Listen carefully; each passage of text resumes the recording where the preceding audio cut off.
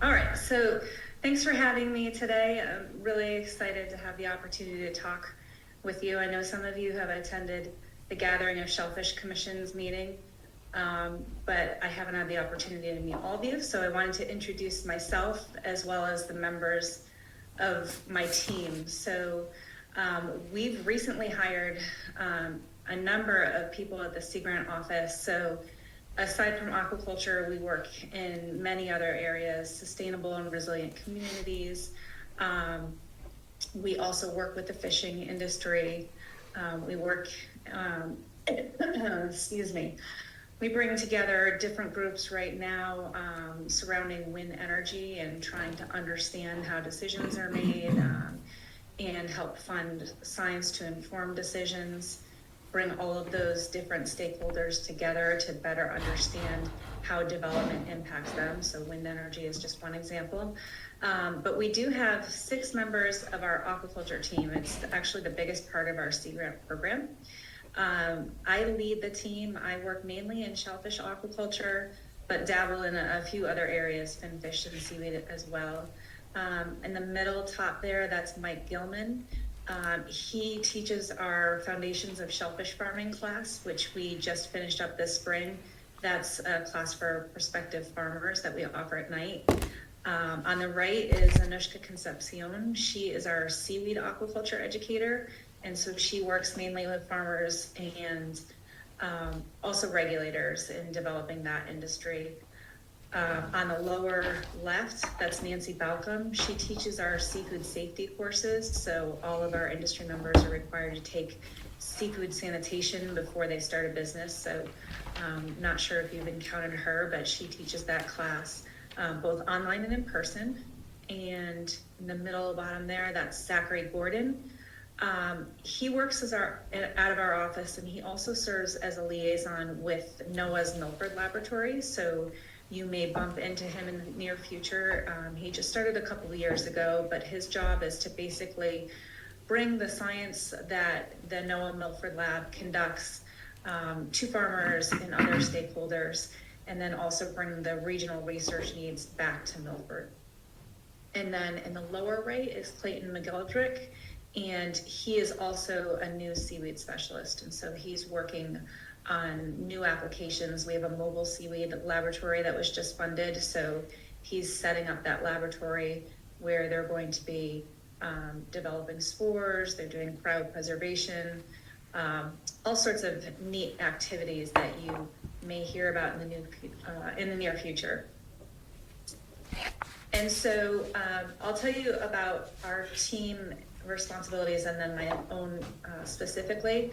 But one of the key areas that we work in is public engagement. And so that's really like two-way communication, basically seeking out the needs of different groups. So as I mentioned before, we work very closely with prospective farmers, but we also work with, as you know, shellfish commissions. We work with state and federal agencies, mainly helping to facilitate the permitting process, which is constantly changing, but as you know, a very rigorous process. So because all of these agencies have different jurisdiction and responsibilities, we try to bring everybody to the table and develop resources. So we've developed the aquaculture mapping atlas with them. We've developed the aquaculture permitting guide. It's challenging for any one regulatory agency to put all of that material together, so we help them do that. As I mentioned, we have a shellfish farming course that we offer every spring and the night at Avery Point. We're also developing an online option for that course. We do what we call an Aquaculture 101 course, which is just a 2-hour short course that we offer on demand. So that's either in person or virtual, and we have a lot of different groups that ask us for that. So that starts off as like a global perspective on aquaculture development all the way down to Connecticut and the species and systems that we grow. So that's a really fun course for people who aren't familiar with it. And then we do our Shellfish Commission gathering every year, which is one of my favorite events. And then the third area, the services that we provided. So I already mentioned that we develop a lot of tools, but we do a lot of one-on-one consulting with not only farmers, but commissions as well. Sometimes they're interested in developing a new area as you are for recreational shellfishing or restoration. Sometimes they're just revisiting their shellfish management plan and want to look at, we have a template that they can use, and we also have plans from other towns, so we can help them develop those. So a lot of one-on-one. So every day is a little bit different in my job, which is fun. Now I only have a handful of slides, but I try to take direction from what you said you were interested in. So that's where I'm working towards right now.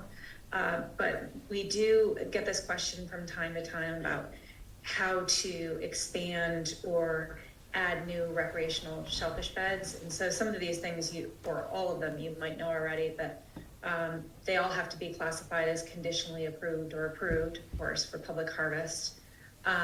For towns, they can't be in a state natural or commercial shellfish bed or a seaweed license area, which is new.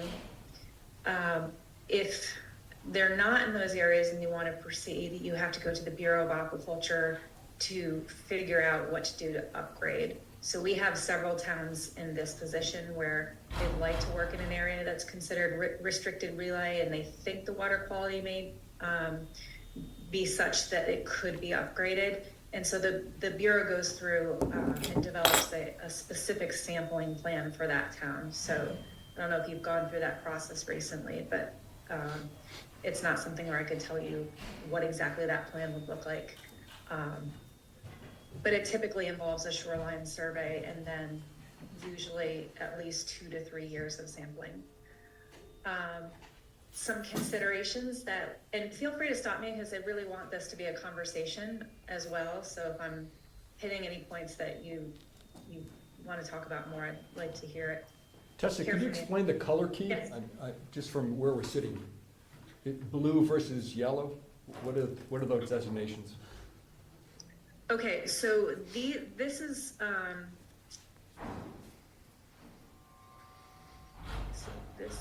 your map, and the hash marks on top are, let's see, closed for recreational shellfishing. So this is not a great map to look at the classifications because they're a little bit blurry, but the blue here, this whole blue, is approved, and then the yellow with the hash marks over it, these are conditional areas, and then this green is restricted and the red is prohibited.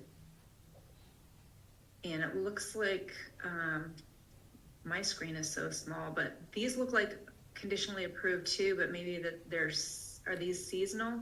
They are seasonal. Is that Ziegler's Cove that they're? Yeah. And behind there to the, I guess to the east is Scott's Cove?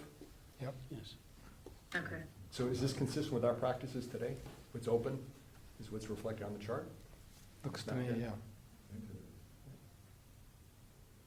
And So then this blue was the along. most recent map I took off. I don't even know if it's your most recent, but it was what was posted to the Bureau of Aquaculture website. Yeah, So does this look? it looks right, and it's about maybe a year and a half old. It was redone recently. Okay. So, yeah, I would let them know that they need to post it. Sometimes it doesn't always happen immediately. But these are really for your purposes anyway. So on the Aquaculture Mapping Atlas, which I have some shots pulled on the next slide,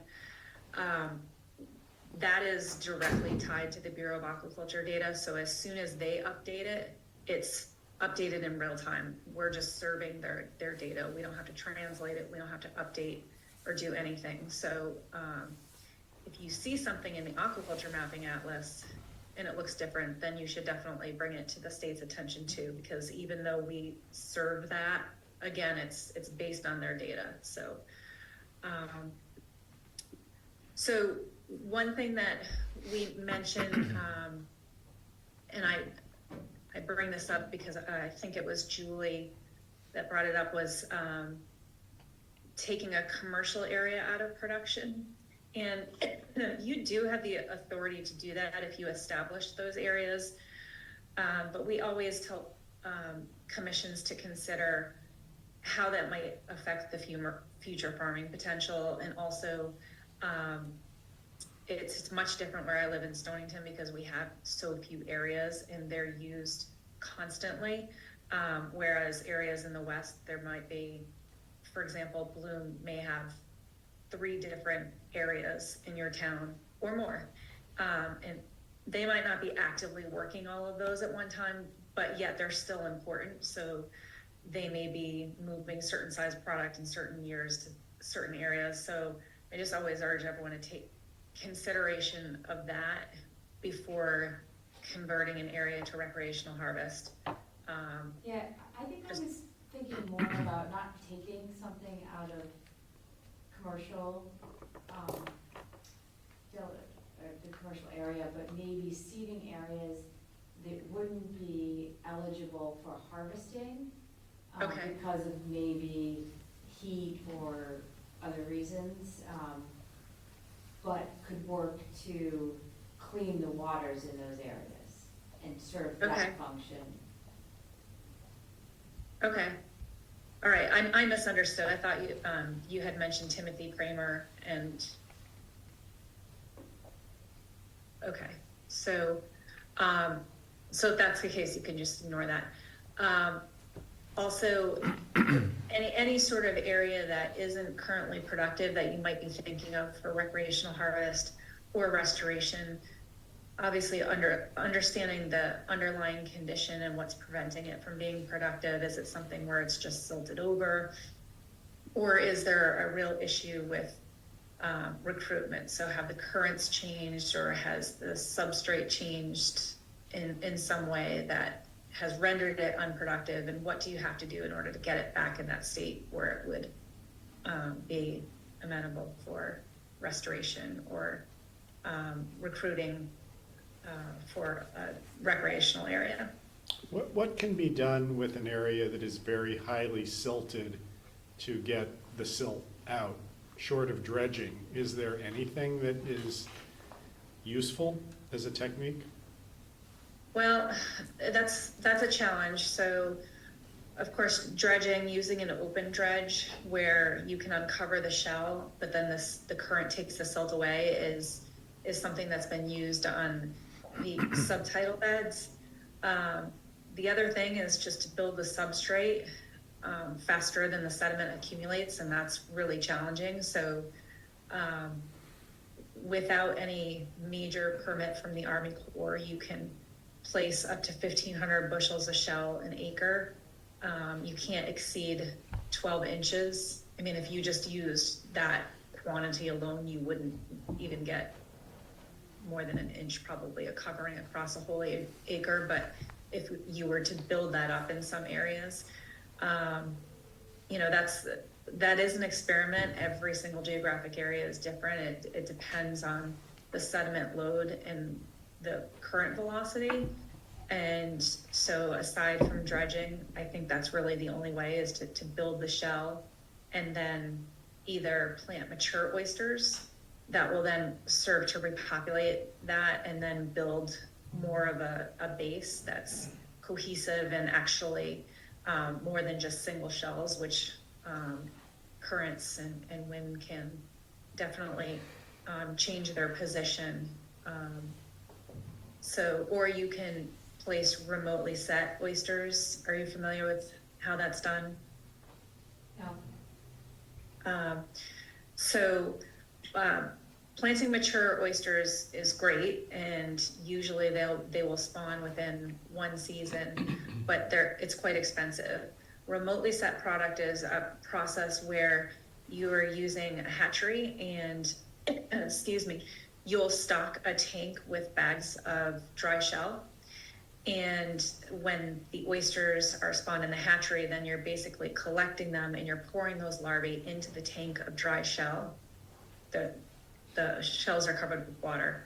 And those larvae will settle into all the nooks and crannies of the shell. But then because it's bagged, you can place it out in the environment and it stays put for a while. So usually people are using biodegradable bags, or they'll use bags just for transport where they can then open them and pour them out into an area that already has a solid shell base. So you don't want to just dump them on a bed that doesn't have any sort of shell or hard bottom, because then you'll lose the oysters on the bottom.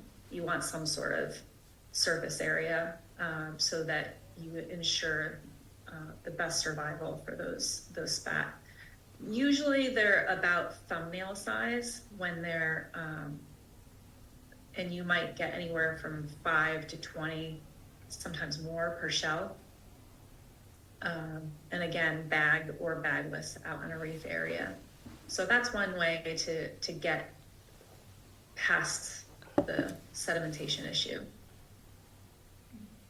What's depicted on this graph, map, chart, if you want to describe it as? These boxes in brown and purple? Okay, so these are just the shellfish areas in town. So the pink are these state beds, and there's a demarcation line. I don't know if you can see my cursor here, but this blue line here is the jurisdiction line between state and town waters. So everything to the south of that line is considered state waters and managed by the Bureau of Aquaculture. Anything north of this line is town waters and managed typically by the Shellfish Commission.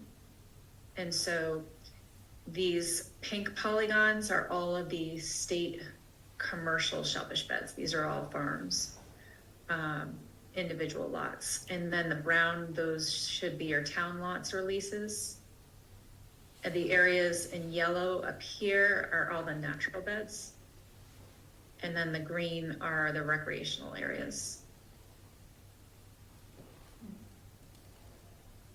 So unlike many of the towns in the east, the towns in the west are, there's not much area for you to work in to find new recreational beds or new commercial beds. We have a lot more space out to the east, and many fewer leases. And of course, we don't have natural beds. We don't have protected natural beds. And most of these natural beds were protected because they were productive oyster beds. They were protected in Superior Port more than 100 years ago. But many of them also had clams in them as well. So anyone can get a license to go in and harvest seed oysters from there. And we do have a few state natural beds, which are protected as well. And those are, I'll talk about those a little bit later. And I don't know that this is really relevant to you because you already have areas in mind for recreational harvest, but just, the access is something that's a huge issue that we talk to a lot of shellfish commissions that are interested in expanding or, again, adding new areas. Access is a huge issue in parking, of course. And enforcement, we've seen issues with neighbors just not wanting cars near their recreational harvest area. So I don't know if that's anything that you face in Darien. It is not, because there is no access by foot, or there hasn't been until the town recently purchased this Great Island property, which is not open yet to shellfish and kind of foot traffic, but probably will be at some point. And where is that? I'm not familiar with that island. So, well, it's an island in name only. I guess it Okay. used to be an island long time ago, but it's essentially the piece of property between Ziegler's Cove and Scott's Cove to the west of the kind of brown boxes you have highlighted. Okay. So you might have public access there, or that's the intent? At some point, yeah. Okay. And that area, I forgot already, but we've seen that on this map. So we What's give you the- access to the yellow little highlighted area on the left-hand, or in the center of the page to the left of Contentment Island. Okay. So then that is conditional. That's great.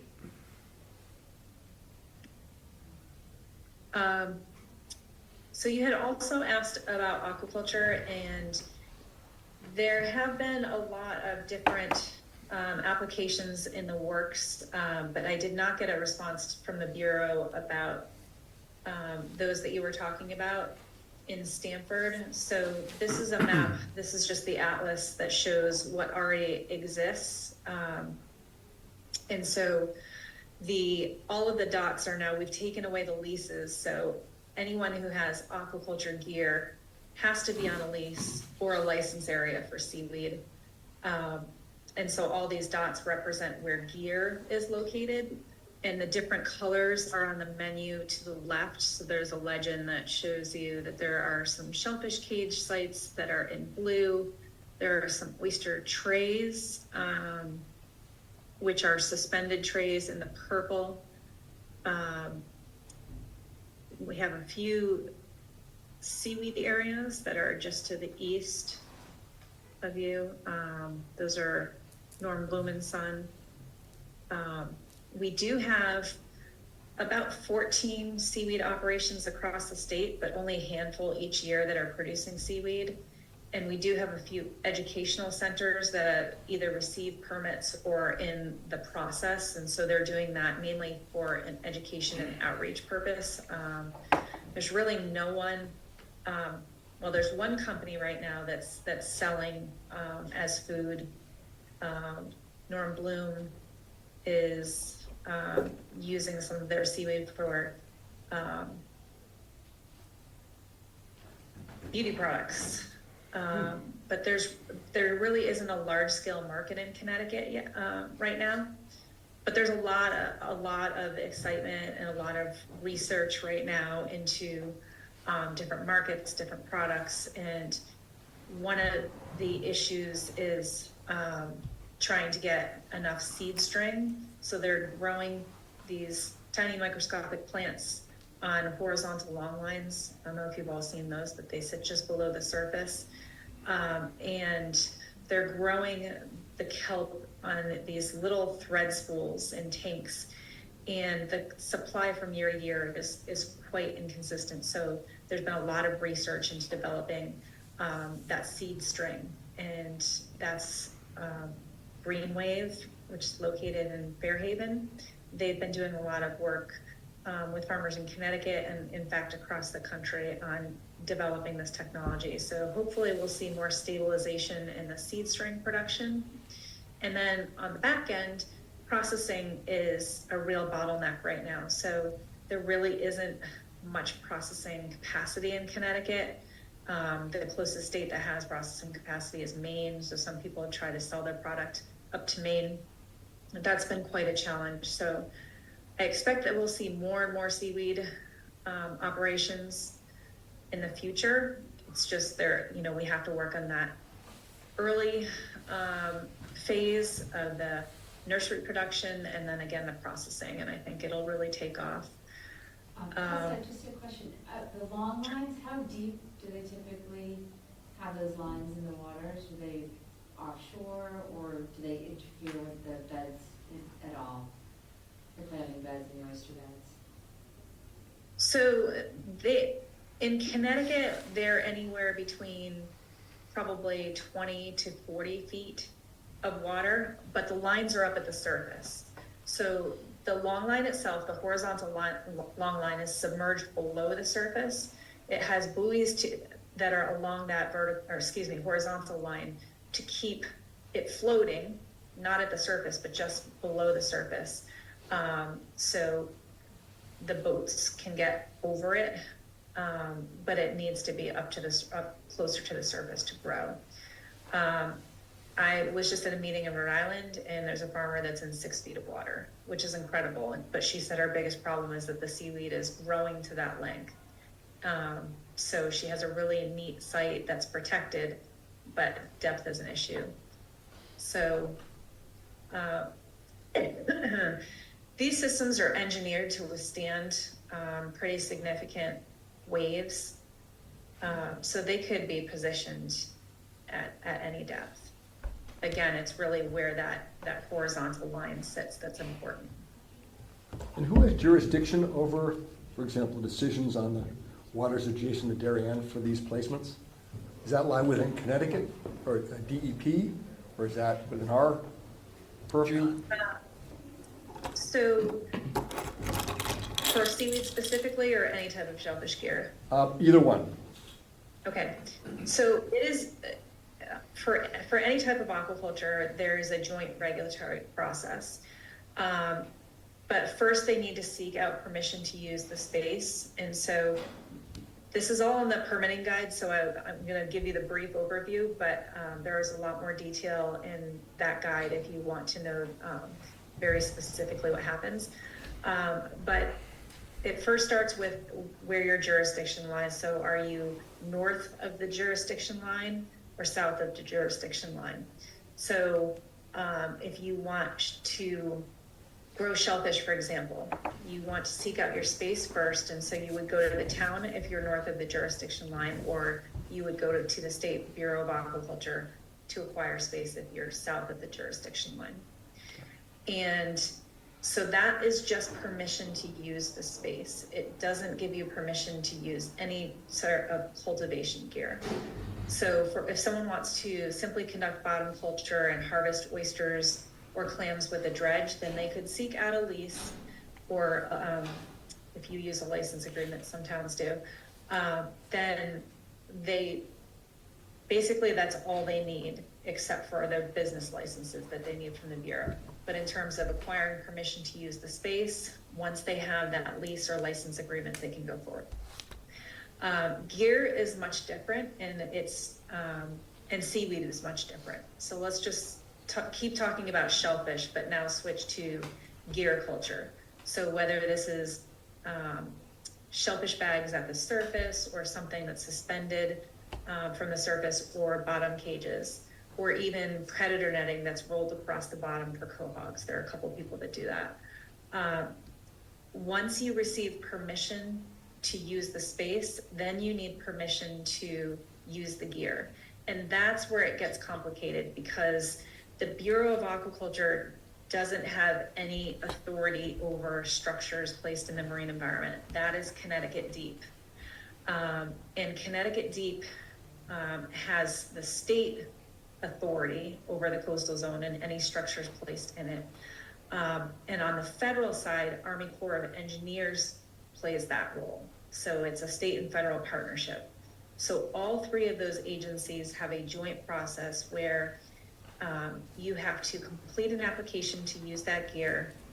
It asks you, what lease you have, whether it's in town or state waters. And then it goes through a very rigorous process.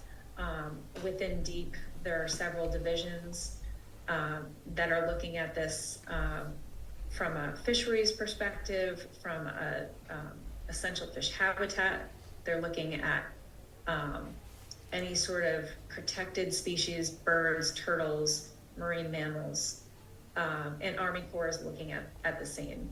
And then, of course, they're all looking at potential impacts to existing human uses. So whether there's commercial fishing or a ferry or pleasure boating or whatever it might be, they're looking from various angles to see if this project can truly be permitted with having minimal effects to, again, species, habitats, and human uses.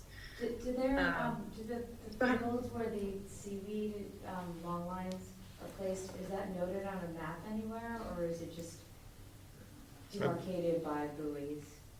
That's what this is showing, the green boxes south. No, I mean like on a navigation Oh. map. Yes, so they should be on the Coast Guard chart. And it has been just really dependent on the size of the operation. So the shellfish operations have not been marked on Coast Guard charts, but some of the seaweed operations have. They're all in the Aquaculture Mapping Atlas.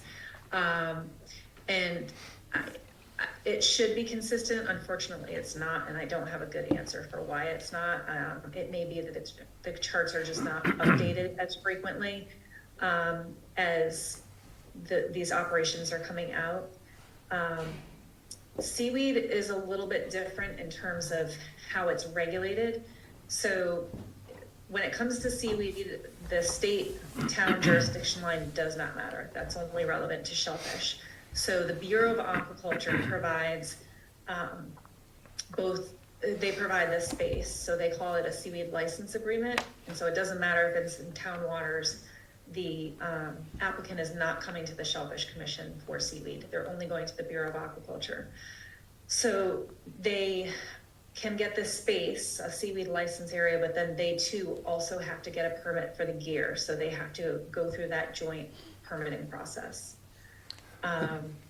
This is a, Oh, go ahead. I was gonna say, this is a frustrating topic for Del Mar oysters, the cage thing here off of Chopin. I think that's the cows, do they call it?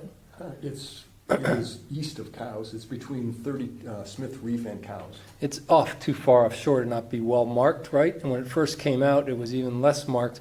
We went to the Del Mar guy, I'm forgetting his name right now, and for about 3 years in a row asked him to go to the Coast Guard and get himself marked on the map. Flip called the Coast Guard also, and they were like, you gotta go talk to him, he's gotta supply us the information. He finally called up sometime 6 or 9 months ago and said, I will do that for you. Someone else has mentioned it, I've just been slow to get around it. But clearly it was just sitting out there, not well marked enough for literally years, and we were the only people asking him, and the enforcement mechanisms were zero. Well, just an update, the volume of buoys, if you will, Yeah. have exploded. this At spring. his, yeah. At a location further, as of now, Navionics has nothing, so if that is driven off US Coast Guard charts. And I'm not sure what his process with the Coast Guard is, how bureaucratic and long-winded that is. But I- it's where I very was going- frustrating. Where I was going is, could someone in the waters managed by Darien Waters come in? What would the process do? Would we even be notified if someone wished to put shellfish, aquaculture, clam, oysters? How would we be notified? I guess that they would have to go through us or some entity in Darien per Tessa that says, they're requesting usage, just so we don't find ourselves in the case where we have commercial bureau showing up. Yeah, but it's gotta be north of the line. Understood, Yeah. yeah. But that line, Well, not necessarily. So that's something that I can definitely reach out on your behalf if you'd like, but I would suggest reaching out to the Bureau of Aquaculture, or you can reach out directly to Connecticut Deep about this, because they are supposed to be copying the municipalities on applications.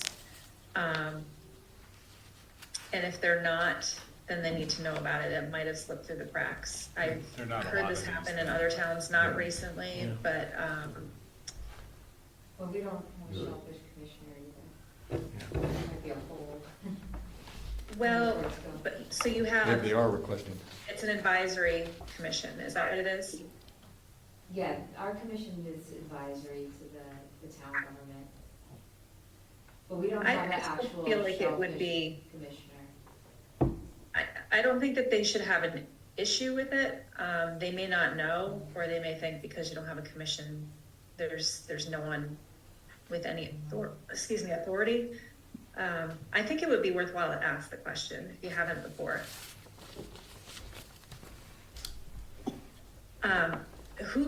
Who receives and reviews the dock applications in your town? Do you? No, we don't. We used to see them, but they seem to now bypass us. I mean, I had to originally request them, so maybe it just needs to be reinvigorated with yourself and Bill. And then I got in the stream of them. They actually would give phone calls sometimes after sending them out. So maybe it's just a matter of reinvigorating that. Was it just for awareness? It wasn't to act on? No, they wanted local input. They said, we know you're not official, but we want Okay. your local input. And they would follow up. So, Isn't there a process? Yeah, to I think Harbor that's all the Masters more aware of reason too? to ask for these applications, especially if in the past they were sending you the dock applications, because typically they send those to the shellfish commissions too, and ask for input. So I think it's worth the ask. I can't, predict what they would answer. But especially in situations like that, I think you have great jurisdiction or great justification to be handling these applications, and especially if they're a hazard to people that are trying to transit the area and you're working out there, or you're the only ones that are aware of this happening, I think that they would want to know. So, but yes, for seaweed, it is a little bit different, but those applications too, there are so few of them, so the DEEP may not be in the habit of reaching out to the towns, and I know in the beginning, these were all considered winter operations, and they felt like, no one's out there in the winter, but people are out there in the winter. And the last thing we want to see is some operation permitted in the middle of the winter, and then in the summertime, the gear's still out there, even if the boats aren't working it. You'd hate to see something permitted and it causing a big problem because no one was aware of it and could have, from your committee, could have said, we know this would have been an issue, but you didn't see it. So. Because I will say, I picked up some tasty kelp snacks at Whole Foods in Darien the other day. Oh, nice. Yeah, so I don't know where Were they were. local? I'll have to look and see where they were processed. But they're pretty good, actually. They're probably, I They would taste guess local? that they're made. They tasted like Darien. Not sure what that means. Let that go. Oh, A rich taste. One of my daughters loves them. I think they're supposed to be good for you, right? Yeah. I don't Very know about all the salt and the. but as a practical matter, between the chart, if you look at the shortest distance, the rum line between Cows, 32, which is commonly navigated, and Swift Reef, which is commonly navigated. Between those two lie 30 to 40 buoys of some, either as a shellfish cage or seafood, some kind of aquaculture. So, shellfish cage. Yeah. Yeah. Yeah, it'd be helpful I think it's to more at than least do a 40. little public So release. I mean, the rum line says there's a lot. You can't navigate straight through. So those are hazard navigation? Yes. I would argue that's a hazard navigation, and under, limited visibility, it's a hazard navigation. Yeah, I think you brought up a really interesting point because with, most other towns, these applications are going through a shellfish commission, and the shellfish commissions that, can tell the agencies, what they think is a hazard or not. And the state and federal agencies listen, so I really think, having you back in that loop is important. That's in Stanford waters, though. Well, I think you've keyed the point, and I thought this role of DEP, based on some other stuff, is to look at cases where there is a cross-jurisdictional kind of perspective. So Stanford Waters controlling Stanford resources, but impeding transit between Stanford and points east. That becomes the issue. Yeah, we also may be seeing more of this in the future, and we should get in the loop for sure, so we know what's happening. Well, there are three You that, can, go ahead. I was gonna say, there are 3 dots that are active in our waters. You're showing trays and Ziegler's and cages outside of Ziegler's. Is there any, are those active, or are those older that are not being utilized? Do you have any way of knowing? I don't from looking at this.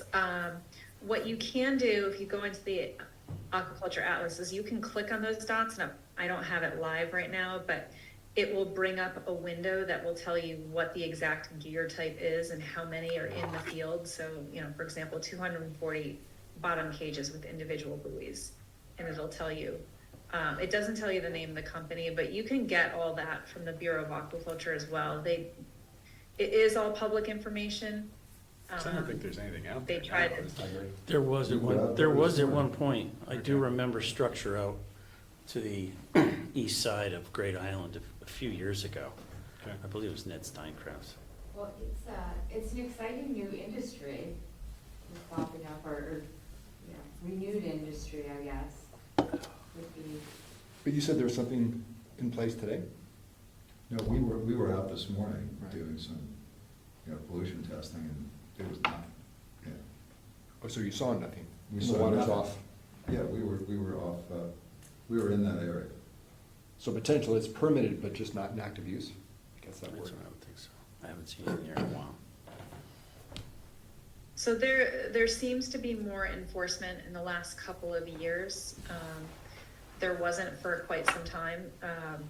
And now Army Corps is getting out into the field and they're checking these operations, and there have been quite a few people out of I shouldn't say quite a few, a handful of people out of compliance. Their gear was in the wrong area, or it had shifted because of a storm, and the farmer just didn't realize it, and Army Corps was out there. But they don't go and check every site every year. So it is entirely possible that there's a site that's inactive that the farmer has not notified them of, or, there's gear in the wrong area. Sometimes people have more gear than they're permitted for, which may not be a problem, but could be a navigation hazard. So, when you see something, you should definitely say something. And you can go to the Bureau of Aquaculture first. They usually coordinate with all the agencies. They do coordinate with all the agencies anyway, so they are the point of contact. And if they don't know, they'll reach out and figure out what's happening. So I just have a couple more slides, and it's already 8:15. I talked a lot. So you can stop me if you have any other questions, and I'll just fly through these otherwise. But you had asked about the status of natural beds. So there really isn't any statewide population survey at this time. A couple of years ago, our office worked with the Bureau of Aquaculture, and we went out to, I think almost 80 sites from Greenwich to Stonington, and surveyed wherever we either knew there was an oyster bed, or shellfish commissions or conservation members told us that they thought there had been a bed in the past, or they suspected that there was a bed. So we were looking mainly at intertidal areas, and then the State Bureau of Aquaculture did some underwater video of the state managed natural beds. So that has all been published, and it's available online if you want to look at those areas. What we did additionally, we took photographs, and then we characterized all the areas in terms of percent coverage. So when you're doing a massive survey like this, it's really difficult to get every site in detail.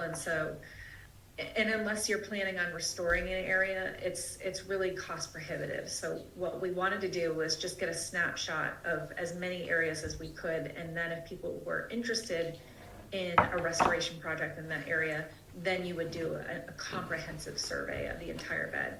So percent coverage is basically 0 to 10% coverage of oyster shells and live oysters is considered a non-reef. Between 10 and 50 is considered a low resolution reef. And then if you have more than 50%, that's a high density reef. I said resolution, but high density and low density.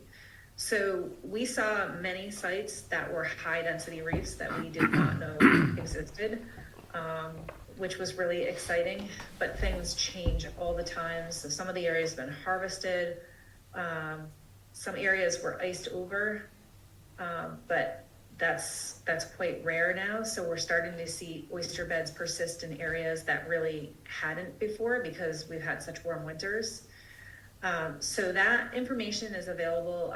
There's a link to the Shellfish Restoration Guide at the bottom of this page, and if you go to the very back of that guide, it has all of the links to these different mapping resources. So in addition to looking at the oyster habitat, there are lots of other data sets. So the map at the bottom here shows, I think it's marsh habitat, coastal wetland habitat. But there are all different data sets you can click on that might be useful if you're planning a restoration project. And then you asked about clams as well, and there's definitely something going on with clams, and we really don't know what's happening. But this is production in bushels over the last 100 some odd, a little less than 100 years. But if you look at the last decade, we've seen exponential, or actually a huge decline in production in terms of both value and bushels. So we went from 11 million to $2 million just in the last 10 years. But if you look at from about the 90s to 2010, we had much higher production.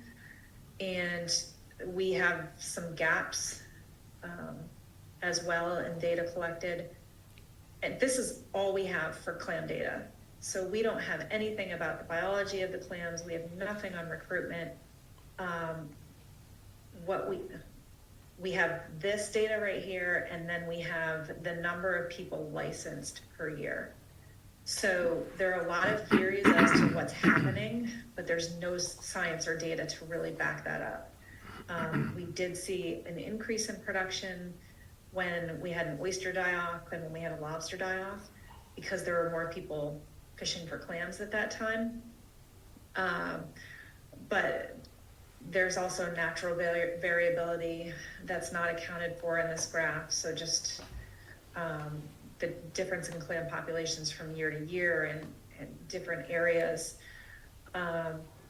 Many of the shellfish commissions are telling us that they're not seeing clam production the way they used to. And so that's really a big question mark as well, because they have areas, of course, that are harvested like you do, but they also have surrounding areas that serve as a sanctuary and provide new recruits into their recreational area. So those areas aren't harvested, so it doesn't explain why there's not new recruitment from the closed areas. The areas are unharvested. So there are a lot of questions and really no answers, but we do have grant funding to start investigating this. So we're pulling a work group together this fall, and you are welcome to be part of that if you're interested. We're going to be reaching out very broadly to the industry, shellfish commissions, state managers, researchers at the Milford Lab, and actually in other states too, because we're seeing not only a decline in Long Island Sound, but also Rhode Island. New Jersey is having issues with farm populations, and New York has been having its own issues for 2 decades, mainly in their coastal bays, but we're just starting to see some major declines. And, you know, again, most of the focus has been on oysters and very little research on the clam resource. So that's why we're going to be pulling people together to try to get at these issues. And so we hope to be funding research both on the commercial beds, on the natural beds, on the recreational beds, and any areas that serve as sanctuaries that might help recruitment into the recreational beds.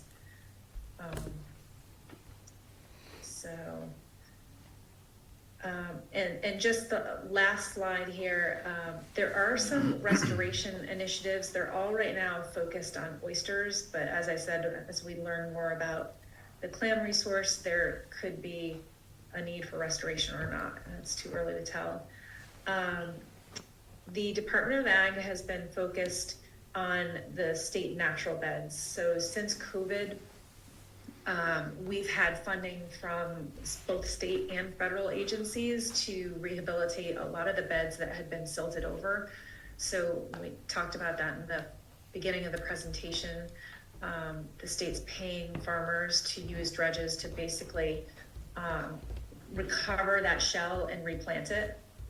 In some cases, they're just running through with an open dredge, so it's not really digging into the bottom. It's just lifting the shell into the dredge, and then it's going back out of the dredge. And so that's enough in some areas to get rid of the silt. But there are other areas that there's just so much sedimentation that they actually have to fully recover the shell onto a boat and then replant it later, because there's not enough current in those areas. There has been some video work to monitor those areas, and that's been ongoing for 4 years, so that's continuing.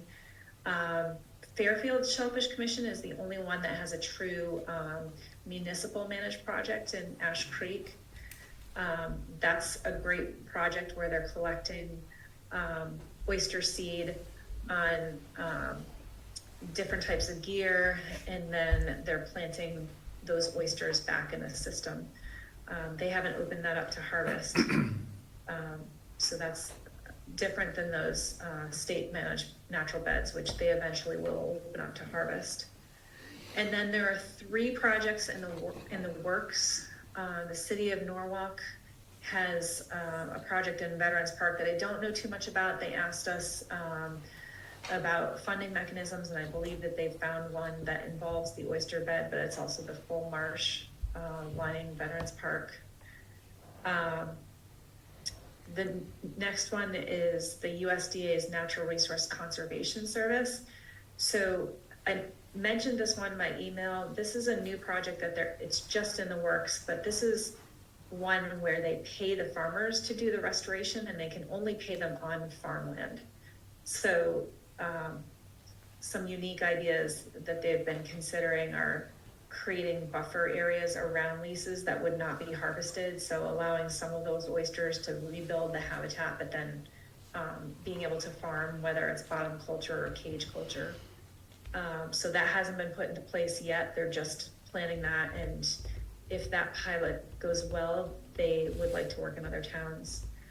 And then there is a larger Long Island Sound-wide group that are planning what they call the watershed operation, and it is a multitude of habitats, but it also includes oyster restoration. And the reason I mention that is because they're having a meeting next week, and they were asking if there were any other potential projects. So I would be happy to mention Darien if you're interested, and have the program leader reach out to you.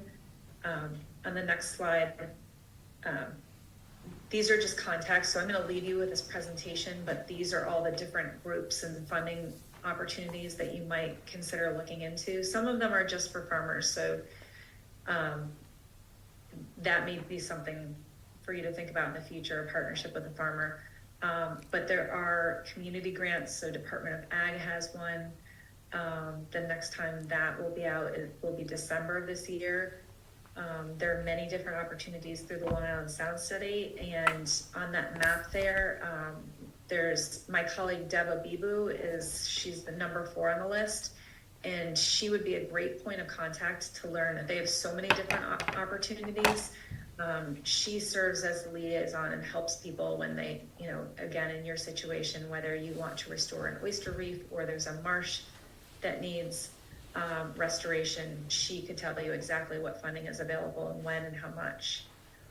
And then you can look into the other contacts, but I'm happy to answer any questions, and hopefully I touched on all the points that you were looking for, but I'm sure you have more things might come to mind later. Tess, I've got a question. Anytime. Tess, I've got a question. Sure. Bill Cavers, I'm off to the side. I don't know if you can, I guess you can't see me anyway, yeah. No, but I remember you. Yeah, we walked around down by the Goodwise River. How would we determine a good project? Is there some sort of resource, maybe in one of these grant programs or something, where actually we could get funding and or personnel to determine a project? As we look around our local waters and our local beds, we try to figure out what would be a productive thing to do, good for the environment, good for the waters. I think that's where it would be a great idea to reach out to Deb. And so, again, she's number 4 on that list, and her email's up there. So she works out of our Sea Grant office, but she's based in New Haven. And she, again, is tapped to all these funding sources, and she actually helps with grant writing as well. So they are trying to, Long Island Sound Study has so many grant programs, and sometimes people just have a really difficult time putting those proposals together. So Deb could work with you to identify a project, also to help with grant writing. They even provide funding for grant writers.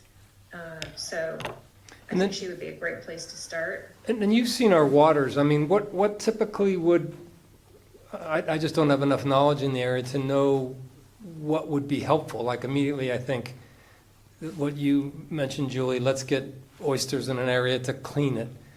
But what is, how can you figure out if that's really going to clean it? Conceptually, it's a wonderful idea, but like what Would it be Ziegler's? Would it be Scott Cove? Would it be in more open water? Would it be up in an area where not water moves?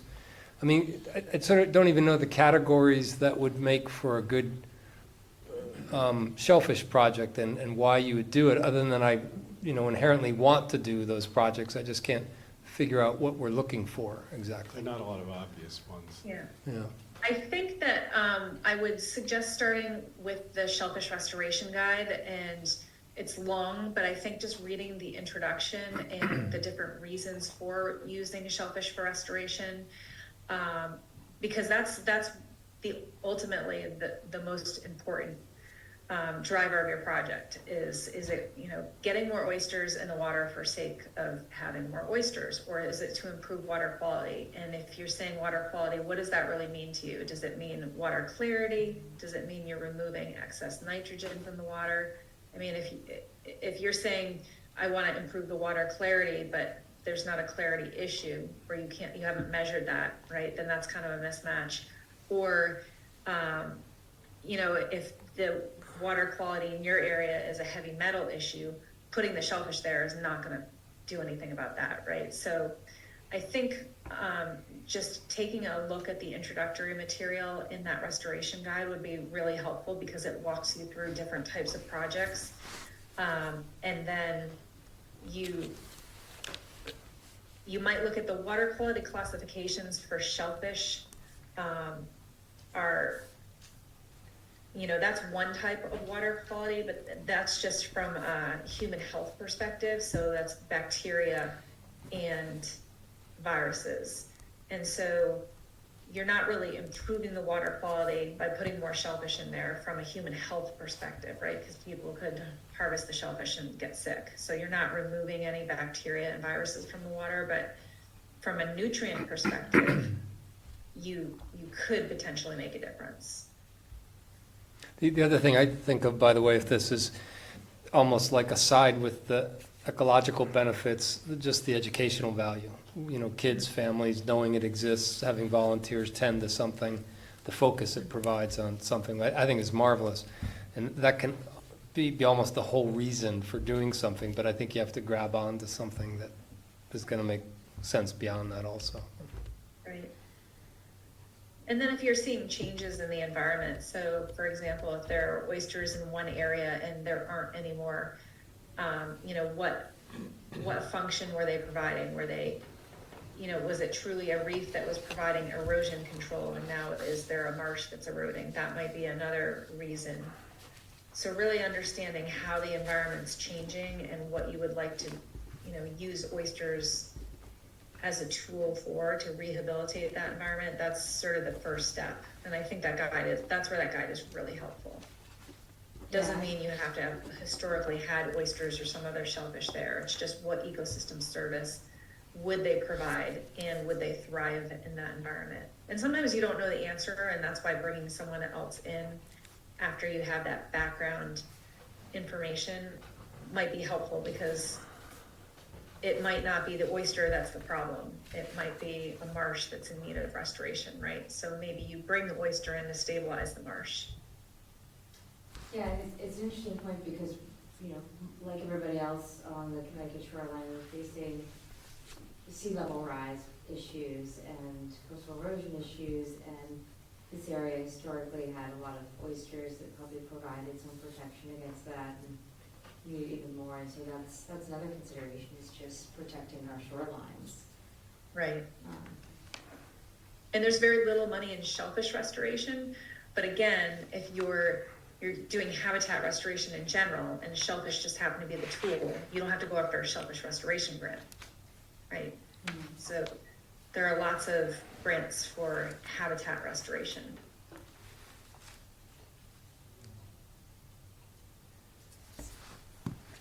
Does anyone else have a question for Tessa? Tessa, thank you so much for coming and talking to us over Zoom and spending a lot of time with us. We really appreciate it. It's been very informative and interesting for me, and I'm sure for everybody else as well. Well, thank you so much for inviting me here today. I appreciate it. I wish I could be there with you. I would love to come down another night and talk to you all in person. Maybe we can get you down during the day to walk around, That would be great, shoreline that would be there. great. Would you be able to email your slides to us? So we can use Yes, them? I will. Great, thank you so much. Okay. Have a nice evening, thank you. Thanks. Thank you. Thank you. I don't think everyone else on Zoom. There you are, John. No. Can't help it, there you are. You look young. I wish it was. Julie, we don't have a shellfish. We do have. not have a shot. I'm gonna leave this on for somebody else. Didn't I read? Is that a No. role that typically is housed in this? I'm gonna leave David to, there's a little bit more about the shellfish. I'm probably going to answer it incorrectly. I think the way it works is the Board of Selectmen is technically the Shellfish Commission and has governing authority, and we, as an advisory commission, simply advise them on matters. I think Mark was going to take over this role, which is great. As the shellfish commissioner? The advisory shellfish man. He's advisory shellfish. Yeah, I made that up. That's a tattoo. I think- I think you can step into the shellfish, official shellfish commissioner role without an appointment, right? Yeah, so I don't know the technicality of how the law is. Where Stanford has historically had a shellfish commission. I think that expired for some reason, which I couldn't begin to tell you what it is. But we have operated typically just in an advisory capacity.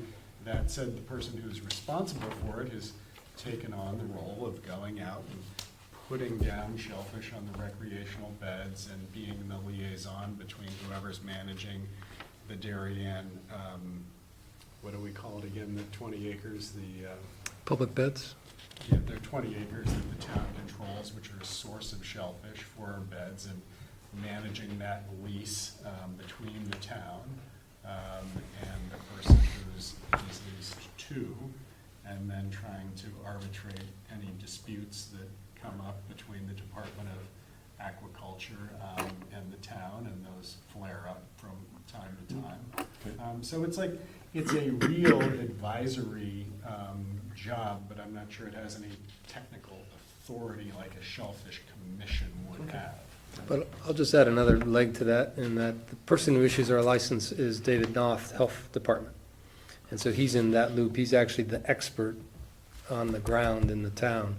And so like when all the beds were closed due to the sort of a bureaucratic regulatory thing, where they had detected over 10% of contaminants in our shellfish when they were closed for like a year and a half, aquaculture got involved, and they went right to David saying, you're the sort of licensing authority, if you will.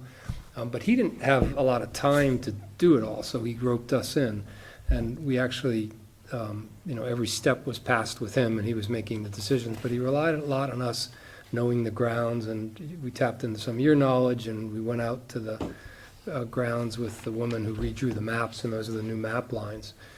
So it's sort of the same thing. Everywhere we find we're advisory, but there's no one else stepping into this void of we're on the ground, we care, and we can provide horsepower. So it's sort of like you can write your own ticket to this. It's initiative. So.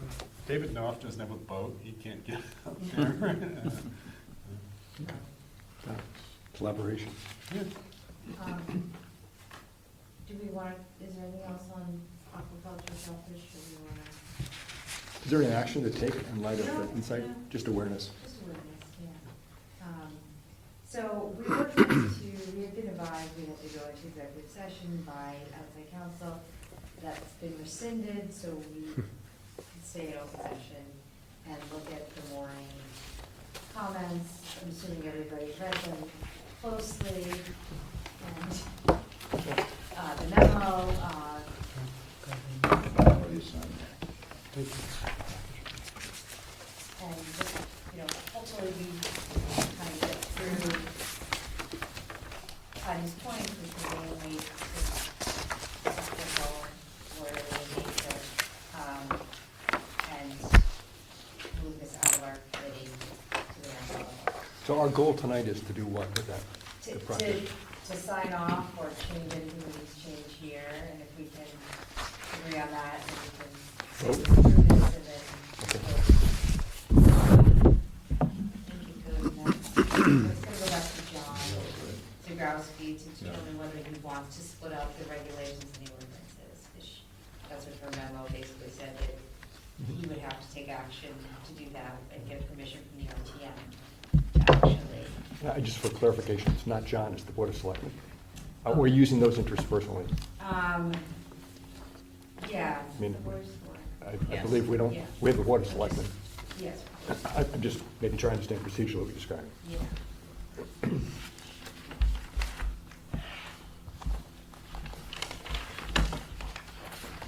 So that's what I understood. Our goal tonight is to, if we can, take a vote on this and then move it to the Board of Selectmen. Do you actually, since you were on the mooring commission, do you have any interest in taking us through this? Sure, if you like, yeah. Maybe working through the memorandum. Is there any questions on the memorandum? It teases out the point, a couple different points. I guess in the procedure, maybe I'll just refer to my notes here. Procedures on page 1 makes reference to this aspect of waters of 5 Mile River. We carved some content out, and they're recommending, like, we'll get to the detail, but they're recommending we remove their exemption of 5 Mile River, place it back in there. We'll go to the specific details on that. It makes reference to the fact that, at least procedurally, it appears that after whatever path it gets through Board of Selectmen and then RTM, whichever path it navigates, eventually it needs to get to DEEP, who has an opportunity for reviewing approval. That's a procedural step that was new to me, so that's an incremental step. On page 2, there's, I think, paragraph 3, there's a reference to the trade-offs of ordinance versus regulations. There's some insight there about the pros and cons of approaching one way or the other. Does anyone have any questions of that? You're not looking at that. It appears that, I guess, as I understand the insight from Patty, that whichever path we go, if we wish to go the regulation versus ordinances, that we would need, restating, the Board of Selectmen would need to be appointed with incremental regulatory powers by the RTM. And they gave an example, specific example being like that of the parking regulations. So I think I net that out, that all paths go back to RTM. Yeah, that may just make more time, add more time to the process Right. up front. The question is, does it save time on the back end Yeah. when you have to make smaller changes? Yeah. It's an open question mark. Open question mark. And maybe this would be a good time to just ask our harbor master. At this point in time, as we talked about, regulations could be considered the harbor specifications, mooring specifications. Is that body of work complete? I don't know if that's considered a regulation, to tell you the truth. It's always been a separate document. I don't know if it's considered a regulation. Well, got it, and I can't draw judgment there. It would appear that if considered regulation, That document actually can be approved by the selectmen without the RTM. So that makes it a regulation, I don't know. is that consistent with the guidance we've got from Julie? Excuse me, from, We didn't ask- Patty? I mean, we didn't ask her to look specifically at the document, and I don't know. Is it completed at this point, this harbor spec, the mooring spec? No, we weren't going to investigate redoing it until the ordinances were done, because the ordinances here describe how tackle can be differentiated based on which harbor you're talking about. So once we have that, then we can actually start talking about tackle standards. I only asked in the context is if it was available, we completed with this whole body of work, but it's not. You Okay. know, If I look at proposed amendments, again, section 2 in the bottom of page 2, again, this concept of recommendation, keeping the exemption for 5 Mile River. We'll see that in her drafted language. Page number 3, physical page 3, paragraph 2, recommendation on how to deal with, a recommendation on establishing specificity on fees, fines, and the like, and clarification of that.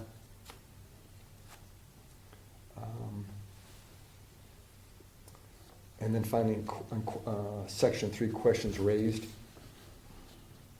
a recommendation of the indemnification language, where to place it. Those are, I think, the major issues that she's identified, I guess consistent with Julie and others that asked of her. So if those are the issues, my suggestion we go to this document.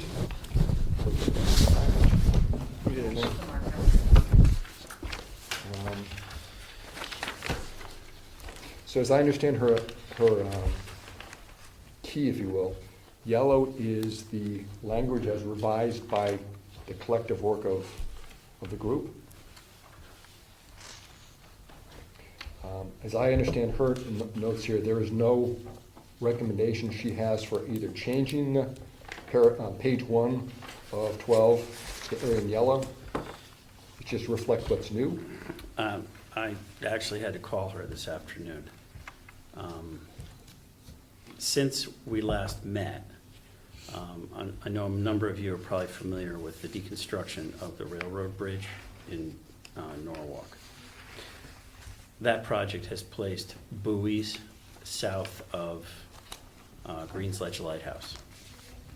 That brought up the subject of, were those buoys in fact in Darien and not in Norwalk? So that brought about a conversation between the Darien Police, myself, Norwalk Harbor Master, Norwalk Marine Division. And we've always talked about where does Darien waters go? Well, Darien Police, talking with the Norwalk Police Department, were able to get a hold of a document that shows that Darien's waters extend all the way to the New York line. The first 3 towns in the panhandle of Connecticut, their waters reach all the way to the state line, which is out in the middle of the Sound. This is the Norwalk- Connecticut-New York line. Connecticut-New York line, So Greenwich, Stanford, Darien. Darien, extend all the way to the middle of the Sound. So 3.5 miles offshore of, say, it's 7 miles across from where we are. So, and the purpose for looking into that is the Darien Police were concerned that those buoys were actually placed in Darien waters. Well, there are now 3 different maps furnished by different arms of federal and state government, and they haven't completely determined where that line is. All 3 charts show Darien's waters go to the New York line. It's just how far do they cant in degrees from the mouth of 5 Mile River. So That's the east-west border then? yes, so I spoke with Patty about this, and she said, yes, that would have to be updated in these ordinances in order to be accurate. Because we go into detail about our waters extend to the south. I think the most southern point, drawing a straight line across from Chapin Point. Yes, Across and yes, everything like that. Our waters go much farther than that. So that should be updated in the ordinances. Is that, so I'm looking at page 2 of 12, in reference to harbors. So this, I guess your point is that harbors are defined more broadly than just harbors, but now to include navigable water south of these harbors. No, I don't think so. I think the harbors are the harbors, whether birthing or day. Yeah. It's Yeah. Darien waters There's harbors and then narrowly. there's waters, yeah. That's where I'm going. Right. Is it really then necessary to be broader than what we have here? Well, I brought it to her attention, and she said that before we make any changes, there would have to be the determination which of those three charts is the correct one. I've only seen one version of the three charts. I guess I'm asking the question why. I'm directing it toward you. I mean, Accuracy, what, I don't know. I mean, if we're talking about waters, are we looking to manage waters beyond the scope of the harbors? I don't think that's our intent. I No. agree that there may be an inconsistency. I think it's a very small change to the definitions. We list these 7, 8 separate sort of water harbor definitions, but we use periodically navigable waters, Darien waters. Darien waters. And I think all we would have, one suggestion I would make is that we just say Darien waters as defined by the Coast Guard. Because that's separate from the harbors, it's separate from the berthing harbor, it's Darien waters and that's different. And we don't really talk much about Darien waters in The here. police would probably want it referenced. And unfortunately, there were supposed to be a couple of them here tonight, but they couldn't make it, because I've been talking with them about it. And this whole issue spawned out of the fact that if something were to happen with those buoys, who would be the Which first buoys? responder? Who would be the primary on site? But those are in Yeah. Norwalk waters, right? They don't know. One of them, there might be one of the buoys is in Darien, they're not sure yet. The I maps you wonder- passed out at the last meeting, the buoys. That was one of 3 different versions. I found out there were 2 more versions after I showed that last one. So at first it was, okay, this is what it is. Now, it's not certain. So if you look, I mean, town waters mean all tidal waters, or I think it's just something totally different. The draft of the Or you can proposed refer to harbor, the maps. yeah, this is the harbor ordinances. So to the extent that the police are asking us to provide jurisdictional guidance, I think my reaction is it's outside the scope of what we're doing. We're not intending to define police responsibilities. And that's my reaction. My suggestion is I'm just gonna pull the document and see where the definition comes up. It comes up on the bottom, on page 4, immediately below the chart where we have a defined term of town waters. Yeah, I just want to see. And that's where we drew the red lines across the southern points of Long Neck Point and the Fish Islands and went across. And that is from, you can see that the changes in this definition were insignificant from what's in the document today. It's just acknowledging that that the line goes south of Fish Islands. Yeah, it's more highly refined. And maybe we could just refer to the maps, and then you don't have to worry about the waters. Verbiage. I think it depends what problem we're trying to solve. Are we trying to manage harbor ordinances or police jurisdiction? I think there's an overlap, because the police care about Darien waters, right? Certainly. So it just needs to be quickly defined in a way that the police and the Coast Guard and the state agree. So, section 78.0-28, the special regulations governing Darien harbors and waters. Subject to the laws of the state of Connecticut, the harbor master shall have jurisdiction over the moorings and other matters pertaining to watercraft and the regulations on all town waters. This is where, so, No, but we define it back on page 4. I know, but this is, but the definition's not accurate, right? Right, that's the thing that has to be, that John's saying has to be changed. Yeah, no, I know, I'm just trying to see where it comes up. and But this who- says tidal waters. We were very specific about being tidal waters versus Long Island But in Sound. 7828, as Yeah, it doesn't Julie said, it reference says town waters. And then in the mooring inspection section, it talks about, no mooring tackle should be placed in the Darien town waters or service except by mooring inspection services. You know, it does come And that's up fine. in a number of places. Who do you think's gonna adjudicate this jurisdiction? What's your gut? I don't, I'm just making it, that's all. It's new information I'm sharing. Which was the chart that you shared with us last week? I don't know what source that one came from.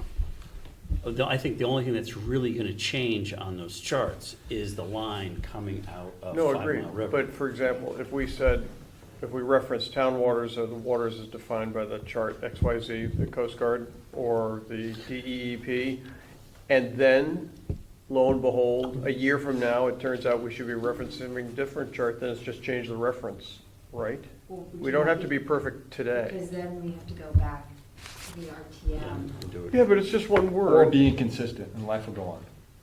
So I would suggest. It would be better to forge ahead with a definition of town waters that fits the best information that we have now and just get the rest of the ordinances changed. We might have that answer in a few days. I know the police No. are working to find out what is correct. Why don't we reference it to what the advice is today, and say, or such other map that. As subsequently supersedes that amended. In the future, under state and deep and whatever regulation. Okay. It's a path forward. So that- Perfect. Yeah, I like that. Okay. But the definition is back there on page 4 where we actually have it as a defined term, right below the chart. For what it's worth, that aquaculture mapping site draws a due south line from 5 Mile River, same with the Stanford waters. And then, you know, as she was saying, if you know, there's town waters and state waters, Yeah. that's at least for. Yeah, and due south, I think, is the map that you showed us last week, or last month. Yes. Due south. And that goes south to the New York border? Yes. Is that the idea? Yeah. And is it DEEP who owns responsibility for the state waters? But Army Corps gets involved in certain aspects also. There must be an overlap between Army Corps. But that's a good source, it's an official source, it's one we can use until such subsequent, And my point is for, you know, for their line that they drew for the town versus state waters, at least for permitting sake, generally follows what we have on page 4 there. Following that contour from Japan over to Long Neck and up to Fish Island. well, no, it goes all the way down to the New York line. I mean, they're, what they use to delineate town waters from state waters for the aquaculture. side. Tidal waters, almost. That was like for permitting of beds. You're right. Yeah. I'm just saying, if you want to make Right. a point about what state. Can you restate what your recommendation is and where you recommend we place that? I would say the town waters definition, In section Page 4. Page 4. Bottom of the chart. Yep, right there, yep. In addition of that. so. That's just a defined term right there. Yep. These all tidal waters north of Right. the line, from the southern extremities of the line. Okay, first through. It should say, town waters should say, from a line drawn down the middle of 5 Mile River due south to the New York line, and from a line drawn down the middle of Holly Pond due south to the New York line. That's the east-west border. That would accomplish that. In such lines as set forth in whatever map you think is the current map, or such map that will be subsequently adopted as Or is amended in the future. determined to be the successor, something like that. Yeah, okay. So that we don't have to touch it. And so that we can just move the rest of the document on, because the rest of the document, to me at least, was fine. Materially right. I think we're materially Yeah. right. Yeah, and we don't want to be reopening this every year. No. All right, anyone have an objection to that approach? No? Yeah, Okay. I like that one. All right, I'm going to keep going. On page 2, And Julie, you're the wordsmith on that? Yeah, I'll just give a little. do you want to draft it now, or do you, okay, just? I'll do it. Okay, great. It makes reference to 5 Mile River. Maybe we come back to this. There's arguments to include 5 Mile River, not to exclude 5 Mile River. I guess we should, it's a solid point we can come back to in a couple minutes. I guess Where we is can't, we technically don't have jurisdiction. There's the 5 Mile River for Commission. enforcement. Yeah. Yeah, the point that was raised in It's still Patty's- town waters though, no? But she says that We just it don't can have be to- technically town waters, but you can't, you have no enforceability. Right, Of Yeah. penalties. but we should say that. 5 Mile River, town waters. Well, it says, it used to say that, so if we just step the changes in the penalty section 78-22, it says violation of any provisions of regulations in any Darien waters, before it should be town waters, should be, except 5 Mile River, controlled by the ordinances. So if reinstate except for 5 Mile River, Yeah, I think we Fine. get there. Yeah. yeah. So everyone clear on that point? Page 4, we will reinstitute except for 5 Mile River. Which is in blue. Yeah, she put that back in. Okay, yeah, yeah. And then she wanted us to, she said that we should have a There you go. Yeah. amount. So here's a proposal for the dollar amount that she references. I'll just use this, $25 per calendar day, accruing daily, after notice period, not to, after notice period. I'm not sure why $25 per day, it must be a fine, some other town fine? You ever- you ever viewed it? There's statutes, I mean, not statutes, there's, the word just left my mind. in Connecticut? The ordinance, yeah, town ordinances speak to the amounts that they can charge for certain types of violations. Are they capped at some level? It's $25. I think that's why she suggested $25 a day. Well, her statement is define the dollar, absolute dollars, define how it accrues, and specify after a notice period. That was the 3 points that she suggested we need to consider. So you give somebody notice that they're outside our ordinances. Once you give them notice, then you can start the clock. Yeah, $25 a day adds up pretty quick, like if you're in the hospital or in a nursing home or something. Yeah, but I think you give notice, right? You say you're in violation. If you're not back in compliance within 30 days, you start accruing at $25 a day. Yeah.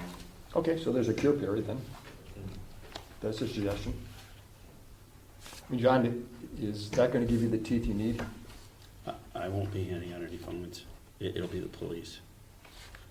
No, but who's going to give notice that if there is a mooring violation? I would give notice, and then the enforcement would be by the police. How does that work? I don't. They- I don't know, I haven't done it yet, but I don't know, I feel like that conversation needs to be had. yeah, I don't know how much, how many violations the police have handed out for. I mean, maybe for speeding or a few other things, but I have not had that conversation with, like, how many tickets do they give out a year, what types of violations. Can they manage that? Are they willing and able to manage that? If this is a town responsibility, town ordinance, wouldn't the town assess the fee, the penalty? Yes. Okay, not the police, per se. So the But- number but of, the police officer actually hands you the fine. for a violation that the police cite you for. Yes. Here's a harbor, I'm just trying to take this to practical. We have a mooring regulation. The person puts somebody else's boat on my mooring, or I let someone else put it on there. I'm then in violation and subject to penalty. Someone gives me notice that I'm in violation of the ordinances. Who does that? I think you would trigger.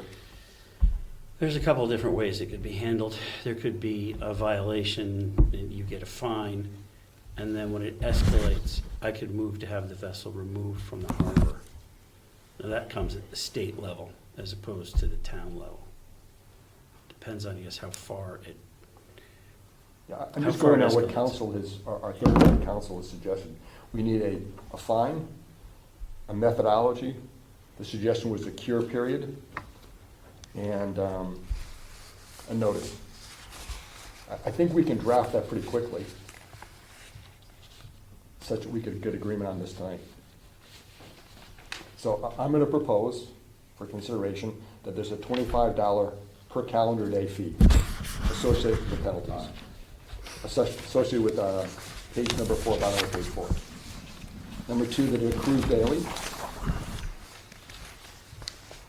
Number 3, that it's after the cure, after the notice, and that there would be a 30-day cure period.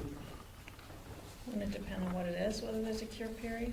I mean, if one of the ordinances that no more than, what is it, 3 or 4 boats can wrapped up in whatever, you're not gonna give somebody a 30-day cure period, or, That's no. fine, right?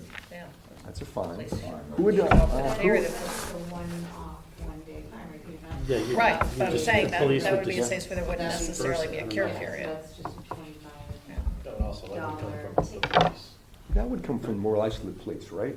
They're the one looking. Yeah. But like, you know, in your example, you let somebody else use your mooring, who knows that, besides your neighbor or something, they know that you own the boat, for example. You have a mooring, and that's not his boat. They call the town. I think you would say you're going to cry foul. You know, that, Well, there's a lot of situations you can kind Like of. that situation on the raft, the max fine is $25, but then on something else, you could get a multi-$1,000 fine, just because the type of violation. The- Seems sort of just like there's some, I think we should think about equity when we look at this.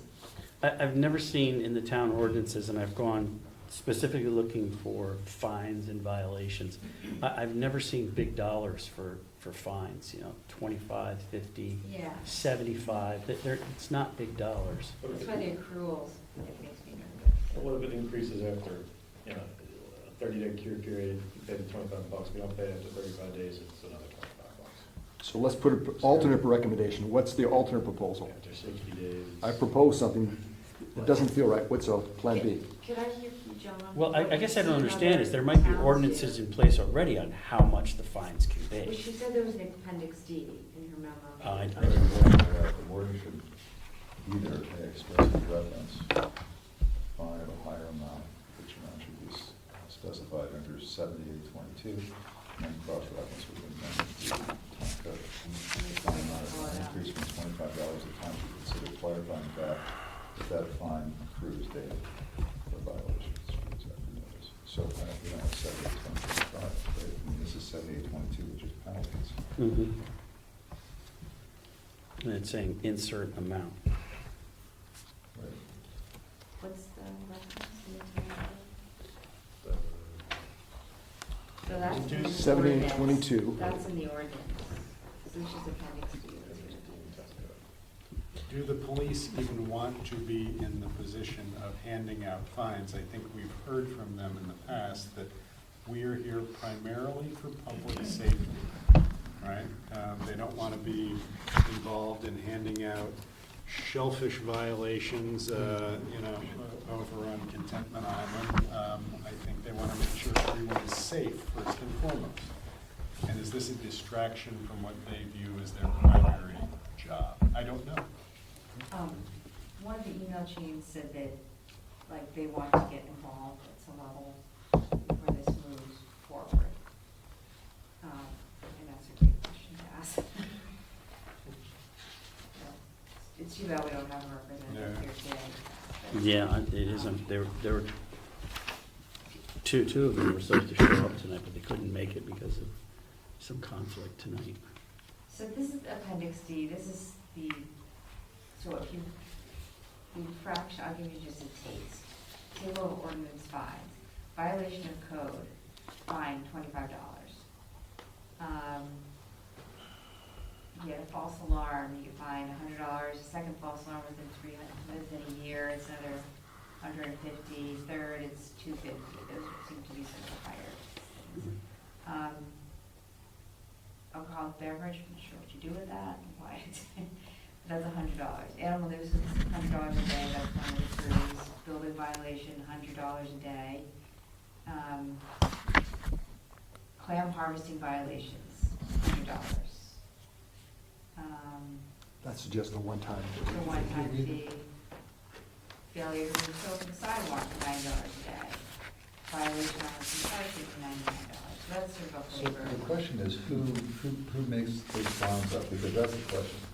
If the fine amount is not increased, the town should consider clarifying it that, so who is the town? I'm sure the Board of Selectmen Well, so created that ordinance. So infraction, Most people would violation count. of code is $25. So if we just took her advice, put $25 into that bracketed insert amount and left it otherwise as is, she seemed to think that that was an okay cure for this section, right? Except for the fact she does recommend clarification about accrual. Or no. Or just be silent on it. Clarify. Right, that's, I don't The think, town. I think the suggestion is to clarify, if the intent is not to have it accrue, then define that, or just be silent on that. David, who's the town? Well, You, Michelle, who's the town? well, in this It's not context, us. well, in this context, we're gonna make a recommendation to the Board of Selectmen. If the fine amount is not increased from So we will define the town to be the Board of Selectmen and RTM. I think by inference. So the way I read this, Appendix D says that if you violate. So we can the accrue it or codes, not, as we $25 choose. Listed out otherwise, right? Does that make sense? That's, seems to say that, yeah. Yeah. Can you repeat? So Appendix D defines the violations in the town. The default is $25 for violation of code unless it's specifically enumerated as a separate thing. So, you know, part of me thinks it's not even, it doesn't belong in here. It belongs on Appendix D, maybe, and that's a question maybe for Patty, with all the other listed violations.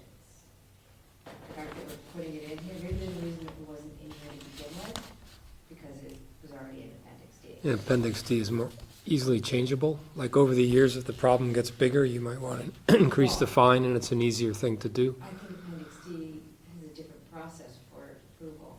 which is easier. My guess would be Yeah. the RTM amends Appendix D. So this is her suggestion, but we don't have to take it, right? We can leave it as we drafted it.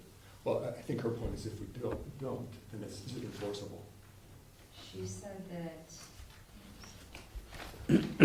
As Kevin pointed out, she makes a comment about it on the third page of her handwritten notes, bottom of the second paragraph. The town Fine should amount consider.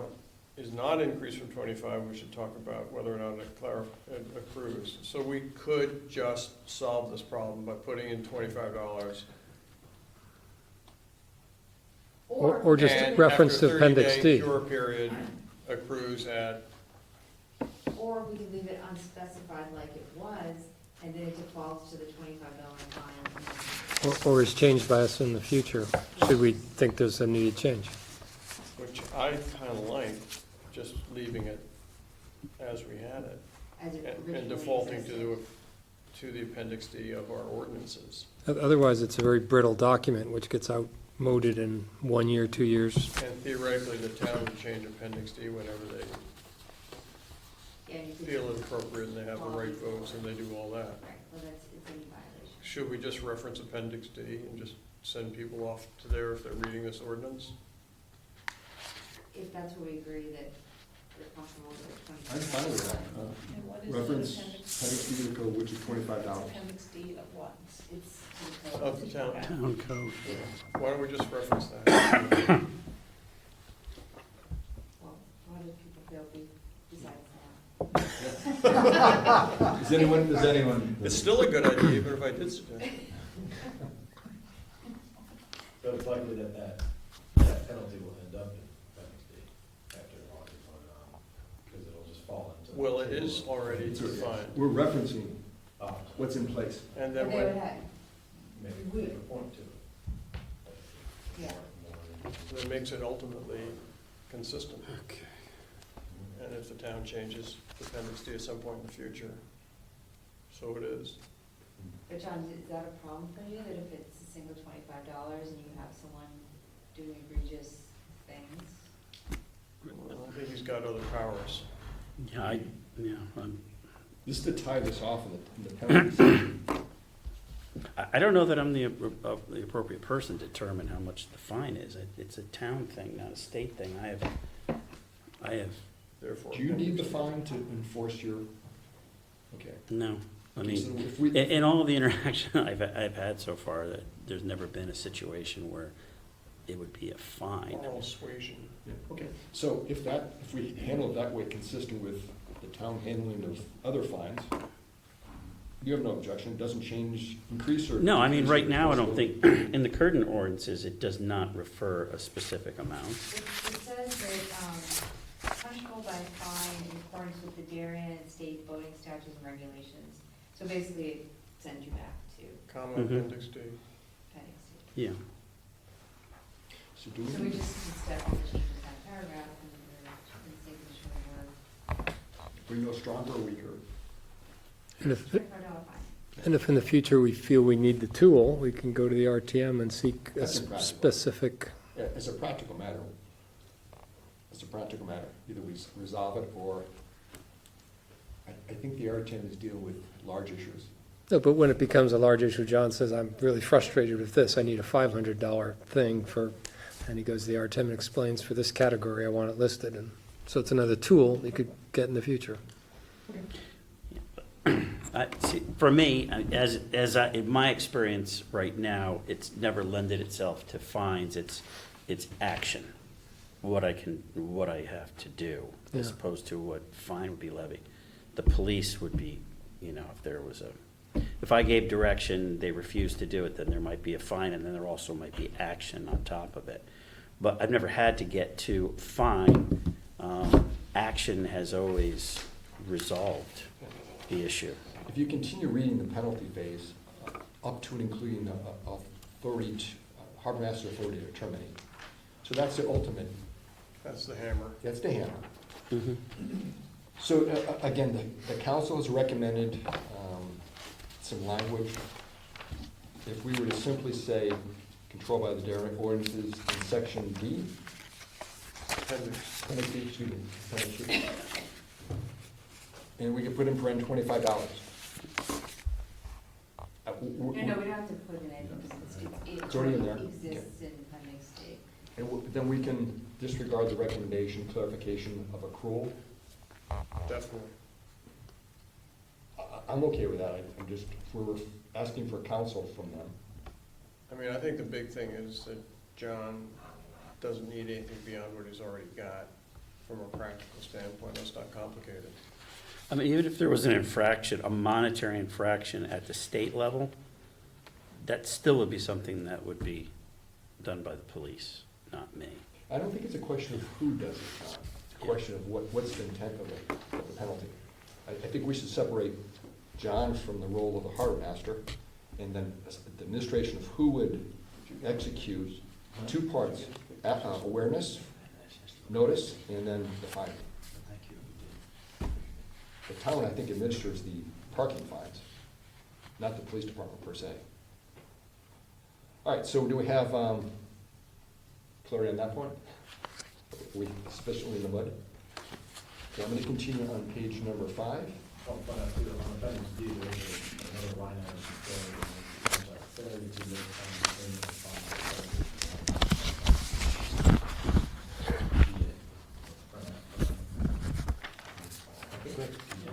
So I think that. There's teeth there. Accrual. It's hand on the look. Okay, got it. Referencing page number 5, the recommendation is to strike that whole section. Fine.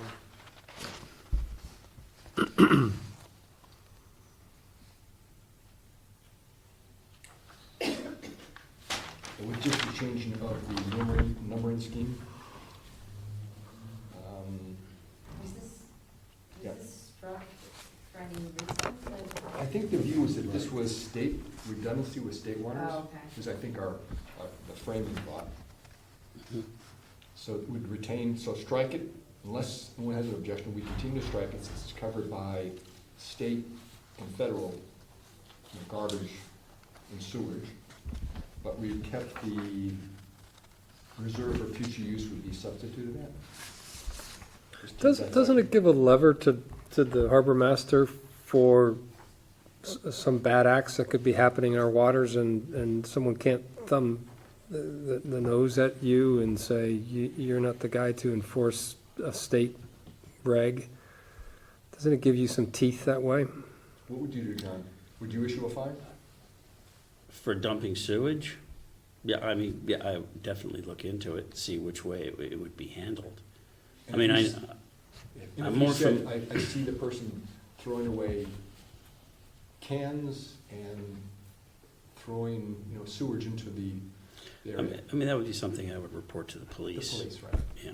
And they would be responsible for issuing that fine. Likewise, if fuel was discharged into the harbor, that would be a Coast Guard issue. Right. Yeah.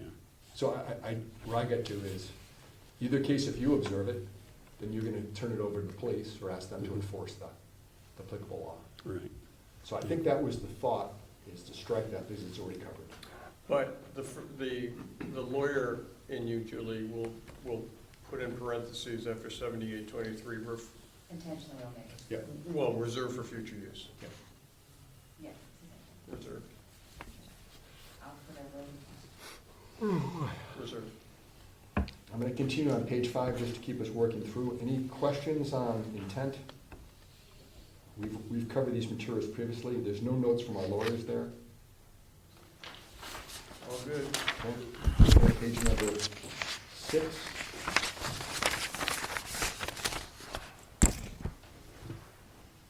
The comment for lawyers, Clean up. just clean up stuff. Yeah. Yeah, she's right.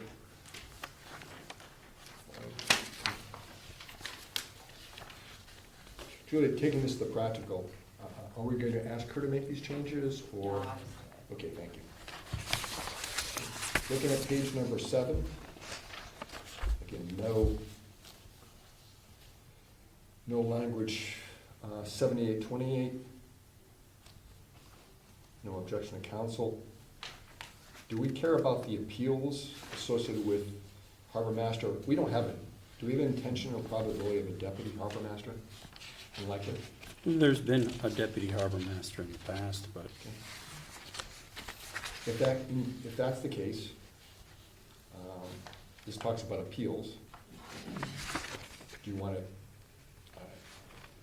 no, I don't think have any I've talked about this a lot. To have the appeals there is fine with me. Well, the appeals or that of the appeal of the deputy harbor master's actions. Well, every town can have a harbor master and a deputy harbor master. Some do, some don't.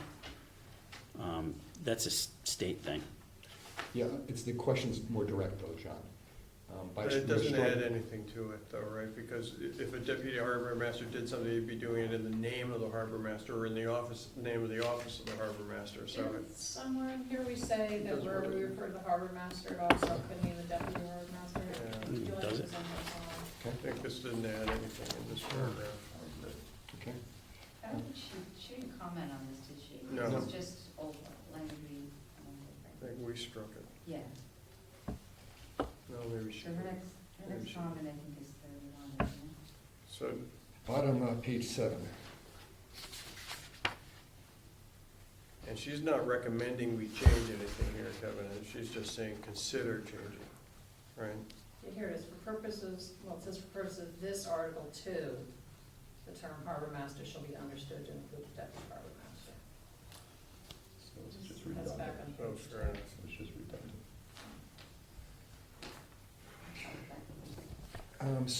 So at the bottom of page 7, rafting of boats. You're right, she didn't say it's a requirement, No. but there's a recommendation of greater specificity. So I'll offer the following, if you want to consider this.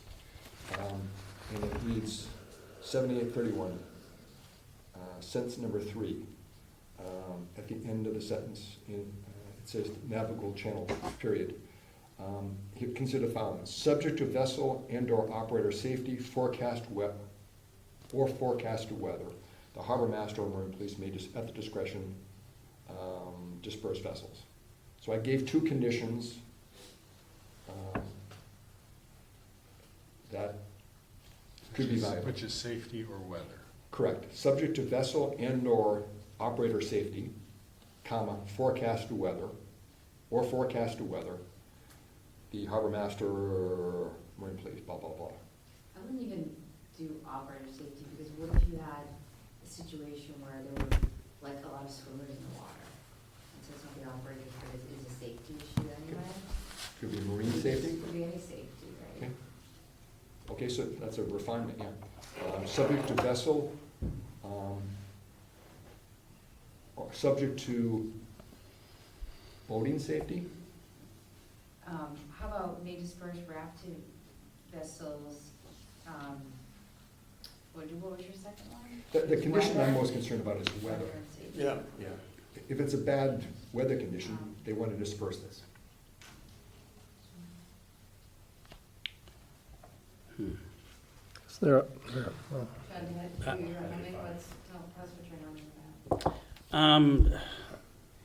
I don't know that it's always safest to disperse people. I mean, that is a protected, if you're in a protected cove, Well, it's at their discretion though, right? yeah, I mean, With any at their sea state- discretion, does that say enough? Well, at least she thinks it says too much. Too She's much. afraid that someone's gonna push back on Yeah. it. They can't enforce it. The concern is that she has is that it's unenforceable provision. I don't know if it's real though, like, I mean, who's gonna sit there and wave the ordinances around that not getting off? I don't know, you tell me. Is that a Let's possibility? make it 3 votes then. I don't think it's a vote They may number. disperse rafted vessels if in their judgments, in yeah, their I- sole judgment, a safety concern exists. or rafted vessels may not impede the navigable channel or create unsafe conditions. Aren't they fined for not following the direction of a police officer? I mean, I don't. We can we've asked for council's opinion. But We can it's, dis- but she's not we don't know if she's a voter, so like, let's think about it as voters, right?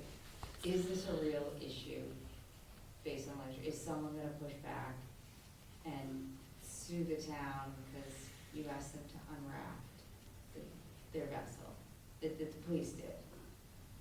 Like, she's not in our shoes. No, I get it. See, the boater will think, I'm exercising quiet enjoyment. I'm with my 5 other boating friends. We've got 5 boats, and I think having the word safety in there somewhere gets at the whole thought of, mooring capability and length of an awkward object and bumping into people and other boat safety. I think, to me, the risk of putting in examples is, Narrows it. it narrows it, yes. Yeah. But she's trying to do that. Just saying if, that they can do it if in their discretion, their sole discretion, And they have the police, so They're they're the tasked police. with safety. a safety hazard has been created. Well, I guess if you're going to disperse them, they're going to ask why, and then you need to give just cause. So Ordinance you'd have- 7831. You'd have to say, why am I dispersing you? Unruly, blocking a navigable waterway, there'd be something you'd have to say. Concern of safety. then. At the moment, maybe it's too limited for power for us. It just says, shall not impede the navigable channel. Maybe that's narrowing everything else that wraps around that. That if we don't include something, you don't have a specified lever. Well, it Other than- could be navigable channel, it could be boats now bumping into each other. That's why the safety covers a lot. So are you suggesting straight navigable channel? No, I'd say add and safety concerns. And then that gives a wider lever of discretion. Okay, Safety and damage to property, no, just safety, full stop. safety, Yeah. okay. It's broad enough. All right. Covers a wealth of sins. So we're saying harbor master and marine police at their discretion, independent of the number of rafted vessels. Just after navigable channel and safety. That doesn't. Doesn't make sense. Doesn't make sense. So that one says rafted vessels may not impede the navigable channel, Period.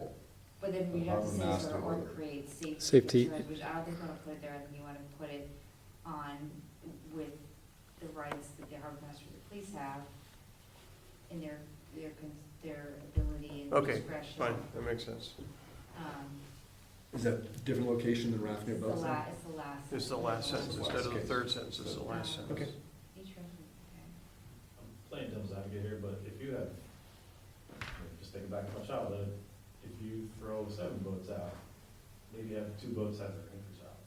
You know, is there any consideration to that? If you have 4 boats on one mooring, that's okay. That's per the ordinance, but if you have 7 boats, you know, I'm a responsible boater, I would have my 6th guy throw out his anchor. Can you anchor on zeros? Yeah, right? This would You say don't- no. You don't ever want 7 boats rafted at sea. One of the things No. you missed from not being here last year is talking about the size of, the you know, no, not how long, but how big, how. Big the how many mooring pounds is. The mooring is, so there Right. are moorings there that are small, and you just don't know if you don't know what's underneath. Right. Ultimately, we wanna have all big moorings there. So let's say the police come up, there's, 7 boats, just for example. 7 boats on one mooring, regardless of the size of it. And one guy says, what if I just throw out my anchor? You wouldn't meet the ordinance test, according to it's constructed. Well, one of the concerns that you have is if there's a When the wind boat, shift when and. the boat, when the and boat the- swings, Right. now you wrap your anchor around the mooring. Right. I mean, she just says consider adding, she doesn't say we have to. No. I mean, I think the way it is that the marine police should have the discretion for, if they, for some reason say, you guys gotta disperse, they should be able to do that. They're the police, they're marine police, they're trained. They don't do it today. Yeah, I mean, there's like, They know it's what not like problem is. one boat on the one, we're talking about rafting boats. It's an unusual mooring That situation. they're just seeing something, and it's less than the specified for, but they're just seeing something they don't like. I think to try to get into the, well, maybe this, maybe that. They're trained police. They know, Right. they know, How about if we leave it as is and then ask the police if this is sufficient? if they for would, them? yeah, if they feel they want some conditions. Well, the police actually have, where's Bill? Oh, the police have reviewed this document. Well, they never got back to us. They've had it in their possession for a month and a half through the chief. And we've never gotten any correspondence either way on it. So we should take silence as agreement, I think. That's what I said. Okay. Good enough. Disregard the, anyone objecting to Yeah. disregarding the council? Yeah, I don't. I agree think with we Lori. should- Okay. I think Lori's right. Well said. Yeah. Okay, advancing. Police Anyone have hard can- on? Action in Once you rafting. start putting some examples in, then somebody can say, well, that wasn't an example, so therefore I'm okay. Yeah, and it's a rafting situation, so it's an unusual situation.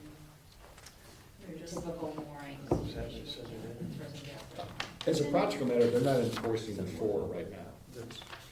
And So- people, I mean, I remember a couple of years ago, we were over at Eden's Almost during there. the pandemic.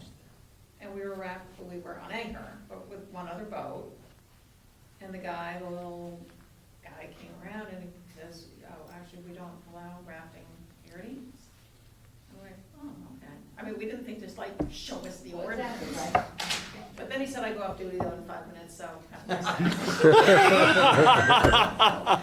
So that was discretion. That's But it was FYI, but again, I'm saying we That's don't- great. somebody else may handle it differently, but we were like, Really looking to put teeth into those ordinances. Yeah, yeah. Page number 8. So John, as one of the section C in Charlie, do you maintain a list of grandfathered? This makes reference to one party. How many moorings can you have? Do you maintain a list of? I have a list of Okay. people who have 2 Okay, or more in berthing harbors. okay, got it. So that would survive your, Yeah, if you ever choose to leave, that list? yes. Page number 9. Why did you start this penalty reference? It says the harbor master must approve any change to the size or type. She struck through that. Did she just reword it? On 9, or are we on So I'm still caught on 8, I'm sorry. No, it's actually covered elsewhere. Is it? Is that why it's struck through? Okay. It's covered in more detail. Okay, That's what. all right. So I think looking top of page 9, looking at her comment, Yeah. I think we've covered this with appendix, with the town ordinance D. I think we've covered that. You agree? Mhm. Give me 1 second. She solved our problem, Penalties again. but it's where we ended up. She's given us the choices, we've chosen one. Well, it is just a, I guess, maybe it was in this section to ensure that it's clear that if you're not following your rights and responsibilities, you are subject to penalty. Any danger in addressing that? Referencing the penalties, 7822? I don't think there's any danger, it's just belt and suspenders.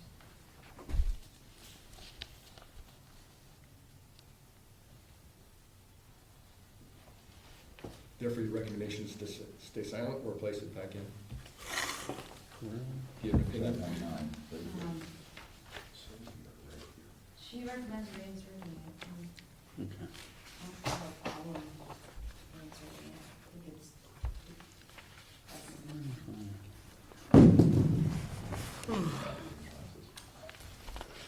I think it's harmless to insert it. Attention. I don't think it creates additional weight or takes away any. Different opinions? So she's suggested we make reference to 7822 penalties. Any opinions? We should have that, but I don't. Is it implied that anything that, throughout the course, that it's almost implicit that wherever it doesn't, a mooring holder doesn't satisfy the ordinance, that there's penalties? Well, I think because rights and responsibilities, maybe people would read it not to be subject to penalty violations. So let's put it back in. So, Anyone object to that? Well, who took it out? She took it out? Somewhere along the way, I think we took it out. Some Yeah, that's probably right.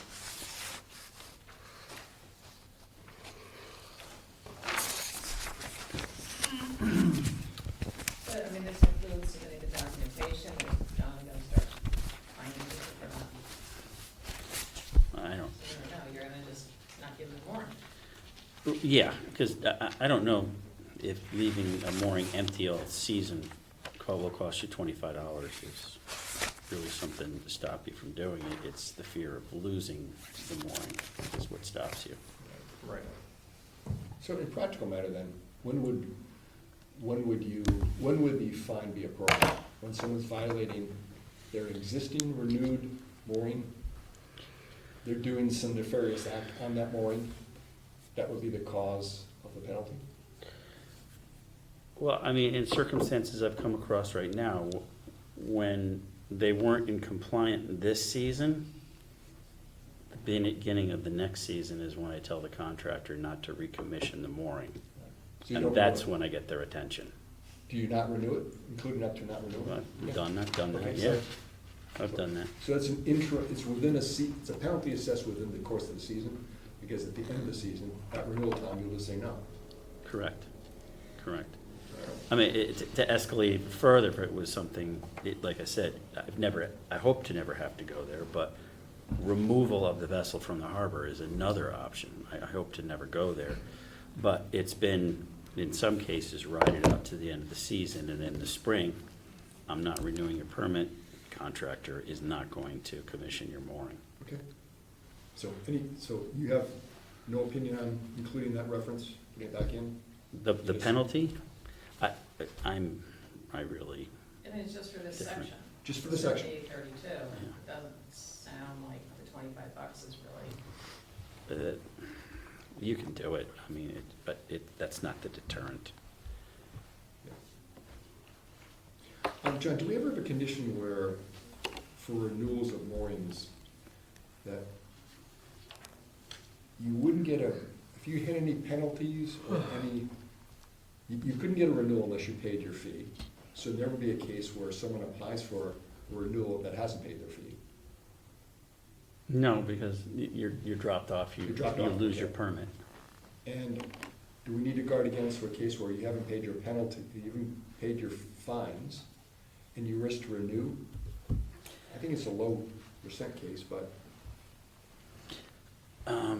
I had never come across that situation where we've tied fines, unpaid fines as a condition of not renewal of permit. we've never instituted a penalty. Yeah, Is it 1% case? the penalty is you lose your mooring. I don't know. I don't know that $25 really stops anyone from, Okay. Good. yeah. Any questions on page number 9 then? We've already covered the top of the page. What's in page So number? wait, where did you find that? Were you reinserting it? I recommend we reinsert. Opinions? Raise your hand if you want to insert, just to move this forward. Okay. Anyone not want to insert? Okay. Anyone silent? Yes. Anyone still itching to say something? Okay. I agree with John, I just don't think it'll be anything that'll keep people from Yeah. keeping it going. So I believe we have the votes to insert.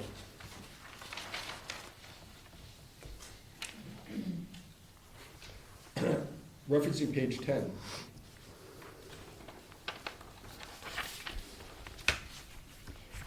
I think your comments were further on. Yeah. There's nothing here. I will ask, John, take a look at, on section, page number 10, section K's and Kevin. It makes reference to a new mooring becomes available at a given location. Is it a case of a new mooring, or is it a case of a new mooring or a previously permitted mooring is not renewed? I think it's the I think we're referring to new mooring as new being open. Understood, yeah. So we have to describe it, I think, a little bit, John. I mean, physically adding another mooring to the harbor versus occupying a mooring that's vacated. So it's our, I believe our intent is to say, if a new mooring, we put an incremental on the harbor, or because a renewal has lapsed and an existing mooring has become available, Right. then the. So I guess when if someone were to relinquish their permit, Right. that would open up a new permit opportunity. But it's not a new mooring. Does It matter? says available in a given location, so I mean, I think that almost implies, right? Yeah. But does it matter? So if just it's say a brand new new opening. mooring or a newly open mooring, it's still just an open mooring. Yeah. It's not a new mooring, it's an open mooring. But why are we parsing? Because it's the concept of, is it new or is it an existing mooring that becomes open? But I don't think it matters, right? Because it's just an available mooring. Then, In a then, given location. so then a case, what if we strike the word new mooring? When a mooring becomes available in a given location. We could put we could just say an available mooring. New or available. Newly available mooring becomes available, it just becomes open. Sure. Okay, fine. I just want to get that, I see what you're saying. yeah. We It's could just- important. Or how about we say when a mooring becomes available, just strike I new. can go with that. Okay. Everyone clear on that point? Yeah. Okay. Referencing any other feedback on page 10? Referencing page 11?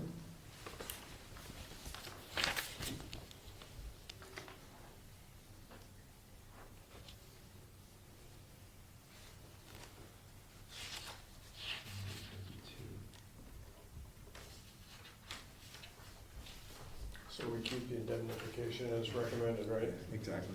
Well, she didn't recommend it, she just said other towns have the same language. Isn't that the same thing as recommending? Well, if we go back to No. here, Yeah. No, it's not. It's just a non-answer. well, if we go back to her guidance document, and you speak, Laura, far better than that. So question number 3, questions raised. It makes reference to proposed indemnification.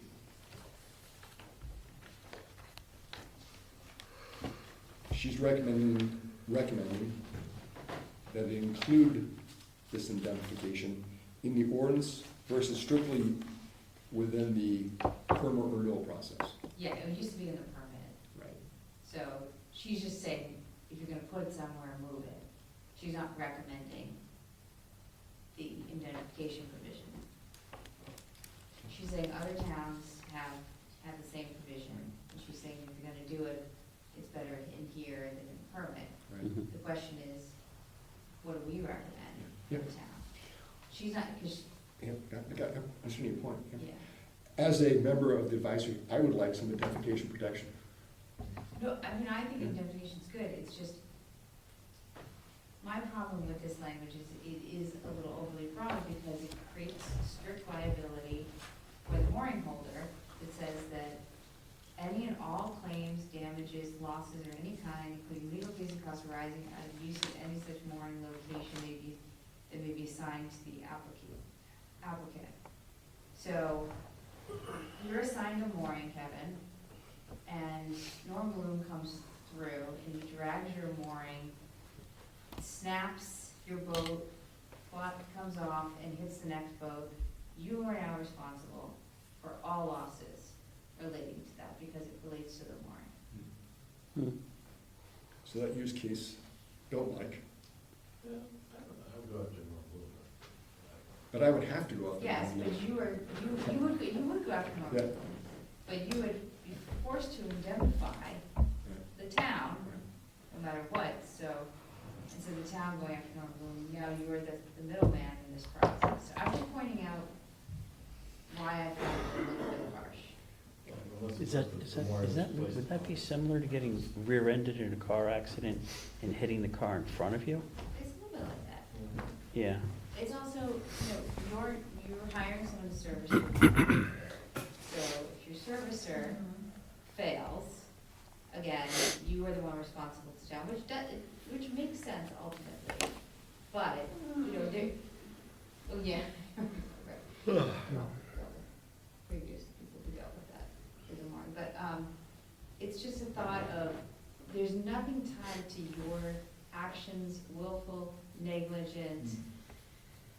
There's nothing tied to your actions, it's just the fact that you were mooring, you were suddenly responsible for anything and everything that happens in that route. I sense that there's a recommendation in your statement. What do you I recommend? just want people to understand what you're agreeing to. It may Just just come with everybody else people's does it. insurance too, because when the Road and Yacht Club took over the mooring business, they created a contract for the first time. It used to be just sort of Jeff did it, whatever, and there was indemnification language. My people checked it out with our insurance company, said it is a problem. You know, you're hiring them to do your mooring and they don't do it right, and you're saying, you know, You're identifying the Yeah. club for anything and Yeah. everything. Yeah, it's the same situation. So I think people kind of glaze over when they read indemnification provisions. I know I do, even as a lawyer. So I want people to know what they're signing on to before you sign on to it. It is very protective of the town. And we are town representatives, but So it protects us, protects the town. the town. To be clear what we're doing, just because everybody else does it, doesn't mean it's always right. That's what my mother told me. You may have known. And as we navigate to a recommendation, do you have, do, I don't have a recommendation, I just want people to understand it and then talk about it and then decide on it.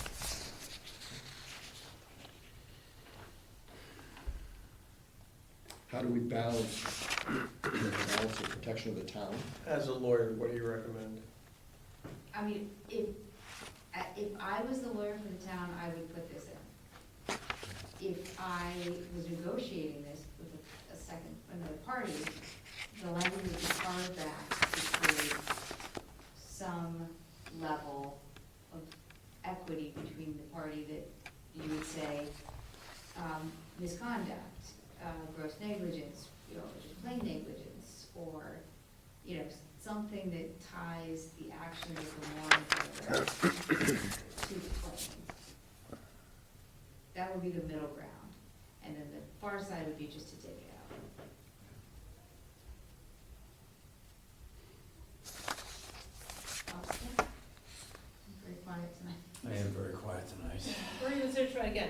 take John out, you're just saying a harbor master decides, gee, I think we can get lots more moorings into here. You know, you've got your mooring, you've had it for years, and all of a sudden, you know, some new harbor master comes in and says, oh, I think there's, you know, plenty of room.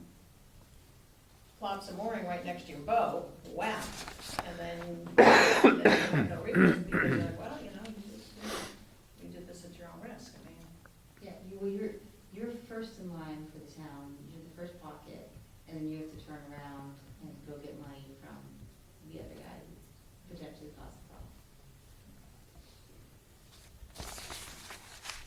What would That wouldn't be best practices. Would that be best practices? Probably not. Keep on top of one another? No, well, it would be bad practices to do that, but I'm saying, wouldn't it be best practices that if you're responsible if you have an act that is negligent act? Well, for That would be best practices, so it's, in your case, where you said to Kevin, really, he didn't do anything wrong, yet he's bearing the brunt. So it really should be whoever has the negligent act is the one who, like, if you're asking best practices, that's probably best practices, right? It's a more equitable solution. That's what I'm asking. Best practices for the town would be to have a strict, this is like basically considered strict liability, so they have someone on the hook. Other than themselves. Right. Yeah. So could we get some suggested balance language, subject to gross negligence, subject to carve-outs, ABC? Yeah, we could put whatever we want in there, we could carve it out. I mean, part of me feels like every other town has this, and for the outlier, then really, maybe the first selectman should be making a decision on this particular language. Understood, but I think our role is to advise them. And they.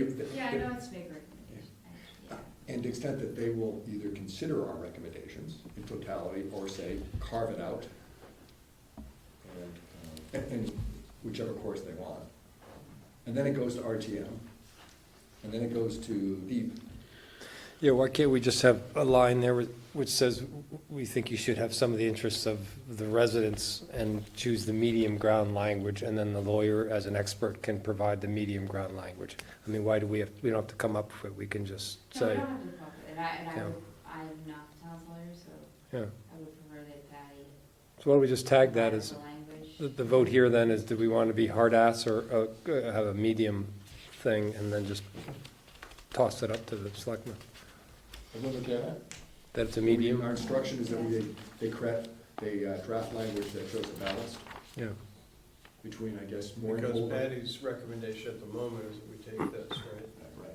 And we She would, didn't have, she didn't recommend, that's what I was trying to parse. She just made a statement. Yeah, she didn't recommend it, she said, this is what other towns have, and if you're gonna do it, put it in here, not in the permit. so we will turn it around to her and say, draft equitable language that you feel is appropriate for our town. Okay, It balances the interests of the mooring holders with the town's need for protection. This is subject to the board of selectmen who may override this, but at least we've put our thoughts. As an individual, when you put your vote on a mooring, you're placing reliance on other parties that you have not a lot of opportunity to control, that they're putting it in the right place, that they inspected your tackle. I mean, it's under the water, you can't see it. and all of their tackle around you. Right. And, So- and other boats weaving through that area, There's a mutuality to and that. maybe dragging your mooring, Yeah. that's, you don't have control of it, and you have storms coming through. There's a lot of, Who did you suggest was going to do this, Kevin? You really should. Well, I have two more, and so I'm gonna have twice. it's a good mental picture, your mooring. It's the Wild West out there. A few years ago, quite a few years ago, I did have a boat prop scar my hull, but it was not because of extreme weather, it was because of the opposite. Yeah, Where right. the tide was going one way and the wind was going the other, and they swung counter to how the moorings had been laid. The hull versus the How did your windage. insurance company? Well, I fixed it. That's what I think a lot of people would do. I mean, I paid for it, I just did it. It wasn't intentional, there was no malice, it was just bad luck. The only way they could do it would, the only way it could have been solved was to have even more space between the mooring tackle, which is impractical. It seems to me that the spacing we currently enjoy, at least around my boat, is right 99% of the time. All right, so this closes the formal document. Okay. So this is, I think if you look at these notes, we've handled it, actually, I restate. On page 11, Yes, the 12. actually, on page 11, B is in boy, where it's stricken. Is that passage placed I could not find that passage in someplace, some other drafted language.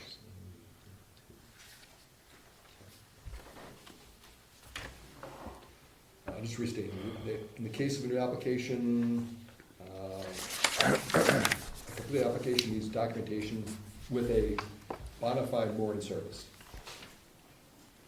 with minimum specifications. I couldn't find that where that was placed somewhere else. Were these the paragraphs that originally came from some other town, and they just kind of got stuck at the end, and say, well, let's stick them here, and we can think about them? Maybe. They were repeated, so I think they were deleted here because they're already here. But then she, I don't know. I don't think that she put that within there. 78. So John, do you think that that's important, first of all? Bottom of page 11, in the case of a new application for a mooring permit, as distinguished from an application for renewal, a complete application is with documentation provided by the inspection service that the mooring tackle complies with this minimum specification. You're ahead of me. Give me 1 second. Where are we now? Bottom of page 11, Page 11. B is in boy.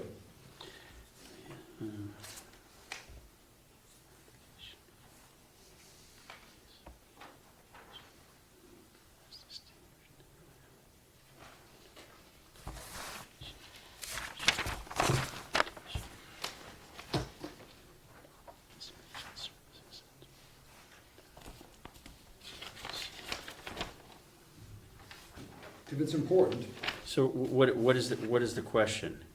Is, let me repeat the question. So the question is, do you need that passage in order to enforce the mooring regulation? Is that an important passage? Should that content be within the ordinances?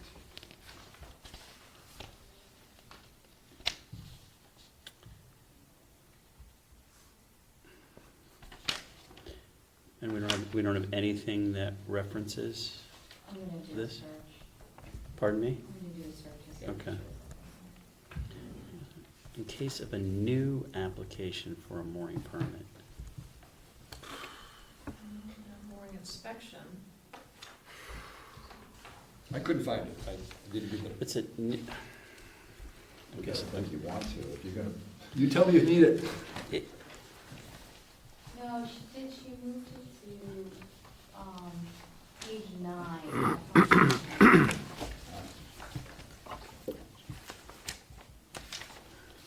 say K. It's F.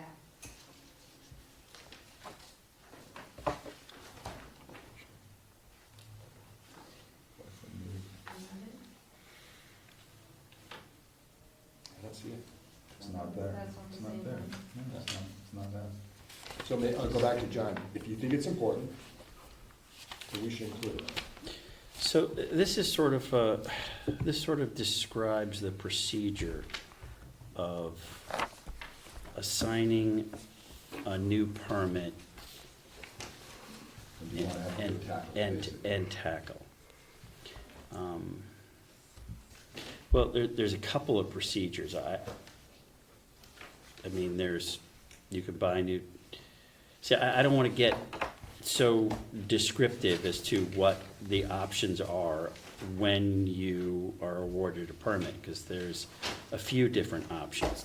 To cut to the chase, the real thing you're concerned about is whatever goes in the water is to code or to spec. Whether it's new or whether it is something you've purchased from someone else, there is a process of inspection to make sure that it passes muster to be used in the harbor. And there's a couple of different ways that that is accomplished. I don't know that we get that deep into I think that actually could be, verbiage to that effect probably could be added to the tackle standards in the harbor, describing, because there should be more verbiage, if there isn't already, in the tackle standards, how you come about having acceptable tackle in the harbor or tackle to spec. I get it. I think you could house it there. Yeah, I think that'd be the best place to put it. Okay, then if you view that we could handle that Yeah. in the owner specification, Yeah, then we can keep it strict. okay. But doesn't this ask if it's a new person? Well, I think it's a new, this is the concept of new application. Okay, and you can't get one unless the tackle is well-maintained and acceptable to you. Yeah. Right. It just That's what it specifies says. that. Right. So new, I mean, it could be new tackle or new to me tackle. So, Right, but my that, only point is, yeah. if I were you, I definitely want that there. I would want that there because it says that if it takes any liability away from you. So you just move, Well, then something all tackle must be inspected and evaluated for We've already got that covered. use in the harbor. That's already covered. The question Okay. is, the use case here is very limited. In the case of a new application, I don't know that I would treat anyone new differently than anyone else in the harbor. are you, I'm gonna ask the question, are you satisfied with the renewal process? For renewal of a mooring, you have sufficient safeguards for inspection services. Okay, so you've got Yep. renewals covered. Yep, renewals covered. Okay, how about someone wants to put a mooring in the outer harbor. Do you want to have control over that? Do you want to specify that in addition to the application, they need to have documentation? Do we have something to the effect of, well, we speak to tackle standards. I don't want to get caught in something where we put something in, and if we change the tackle specifications, it has to be changed in the ordinances. Well, it doesn't appear that's the case at No, all. what it says here is that. minimum mooring tackle Refers on the website. specifications. This is- 7826. Refers to whatever the website. So there's low Doesn't risk of tie that, to that. of the concern you have. It's your own compliance.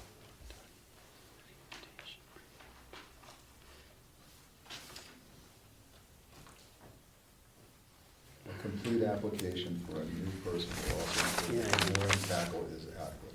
That's basically what it says, I think, right? Yeah. Or meets minimum mooring standards, which is a defined term. Right. Isn't it? Yeah, I think they're looking for, standards. this suggests upfront that you include with a new application the mooring inspection service and compliance with the mooring tackle specification. The actual, and I'm not trying to get into the nitty-gritty of it, but the actual application that you're submitting is a wait list application. That actual status is flipped into a permit, and with the permit comes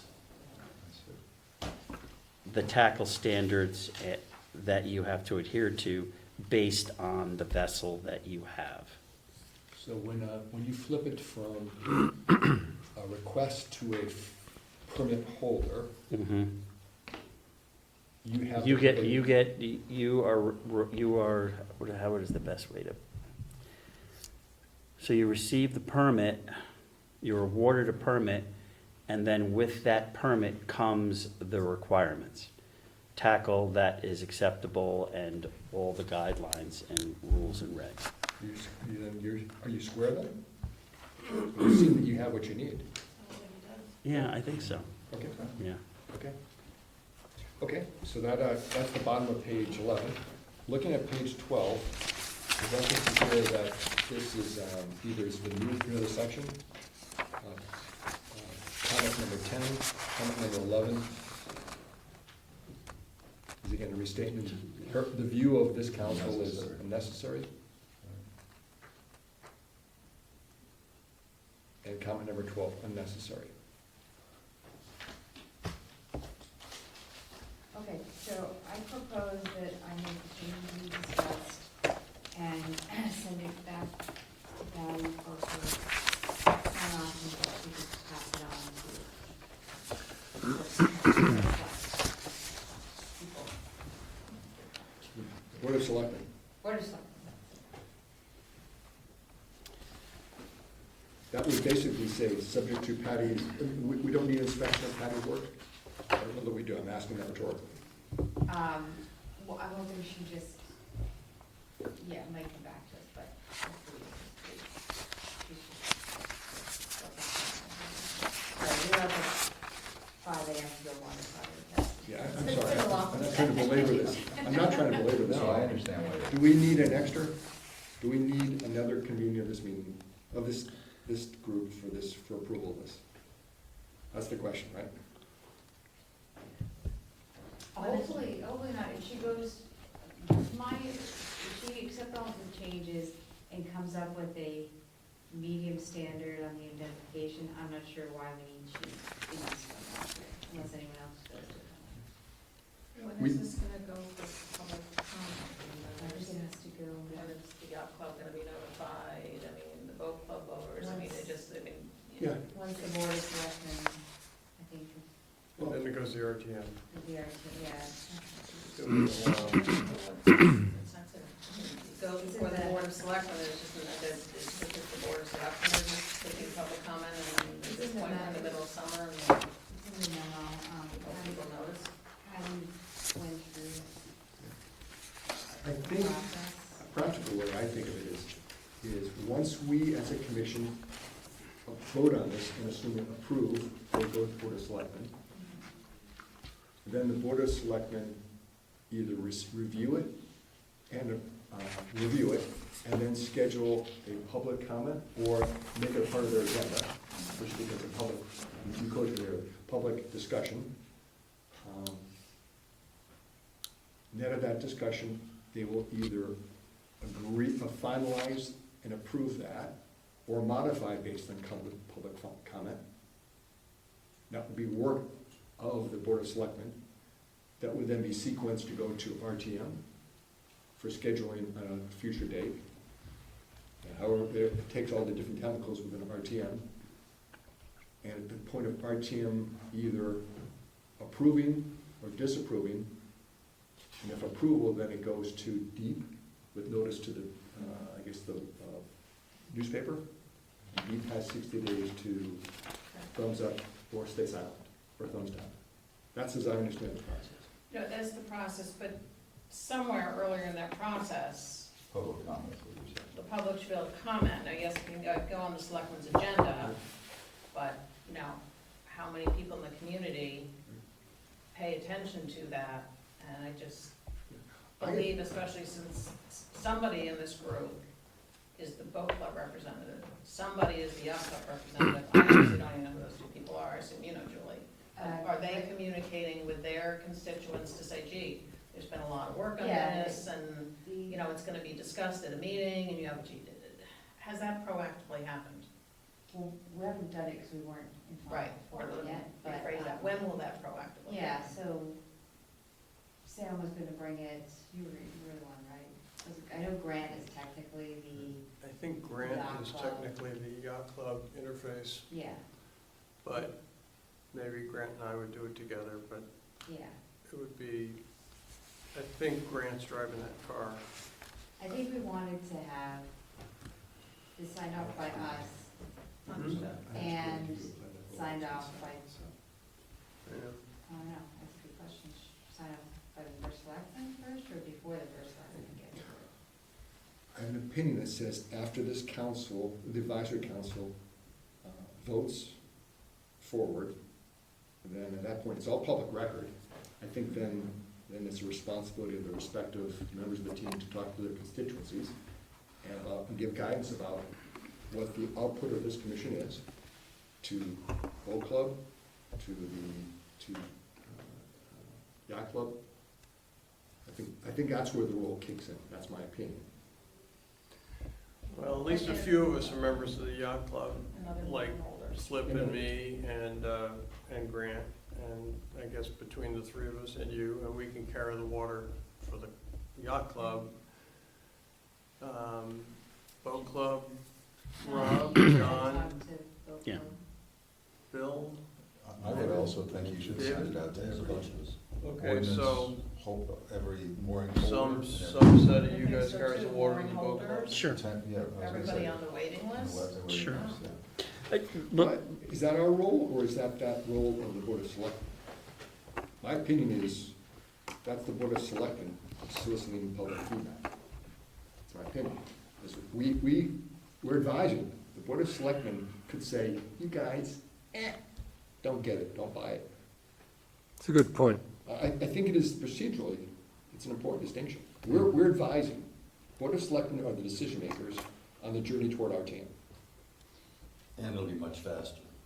I mean, have we already, by being formed as we are, represented our constituents to create these changes? And arguably, we can say yes, because we all have viewpoints from our respective I don't organizations. agree, but you know what I'm finding out from some of the other things I do is pure transparency, just include as many people as possible. So if this is something that has to do with moorings, anyone who's on any mooring, anything, But we have a should limit. send it out to them and say there's a public comment, you know. And that's the Board of Selectmen. That's their job, maybe that's their job, but But by virtue of us being constituted the way we are, we do bring in some diverse viewpoints from the town, and socialization of something is maybe a different part of the process. yeah, I agree. Isn't this what the RTM does, really? I mean, isn't that the core of representative government, that these things are then assigned to a committee, you know, within the RTM that evaluates it, and you have representatives from each little part of town, and then it's voted on by the RTM, which has people, You no? don't wanna go all the way to the RTM without having gone through the selectmen and the community has. We report, our feedback is to the Board of Selectmen, that is who we feed. We don't have any relationship with the RTM. It's a practical matter. That's true. I think it's a quick, ask John and take his advice. Oh, it's the Board of Selectmen, I mean, Board of Selectmen, yeah. John's the representative for the Board of Selectmen on this commission, so we just ask him, and I'm sure he'll take it to them. The matter at hand now is, do we have, should we vote with what we have to put forth the Board of Selectmen? That's the practical question my firm's right now, as of 10:15. I would say yes. That's my opinion. Yes. I second that. Chairman? I'd take a vote of Yeah. the current draft. Yeah. Yes, In one as final form. revised, as discussed. All those in favor of moving forward with the decision tonight to approve this and bring it to the Board of Selectmen? That's my proposal. As agreed to be modified. As agreed to be modified. That's my proposal. the way I Okay, said it. yeah, I'll second it. All those in favor of taking the existing document with the modified discussions of language, including indemnification and such, all in favor of that, raise your hand. All who don't wish to do that, decline it. Okay, so we have a decision. Unanimous. Congratulations. can I just, one thing on the memo? If everybody could just take a look at the memo, procedure, it says number 1, procedure, the second paragraph. Could everybody read that and give me their interpretation of what that means? I know what it's supposed to mean, but I spoke with Patty and she differs from me.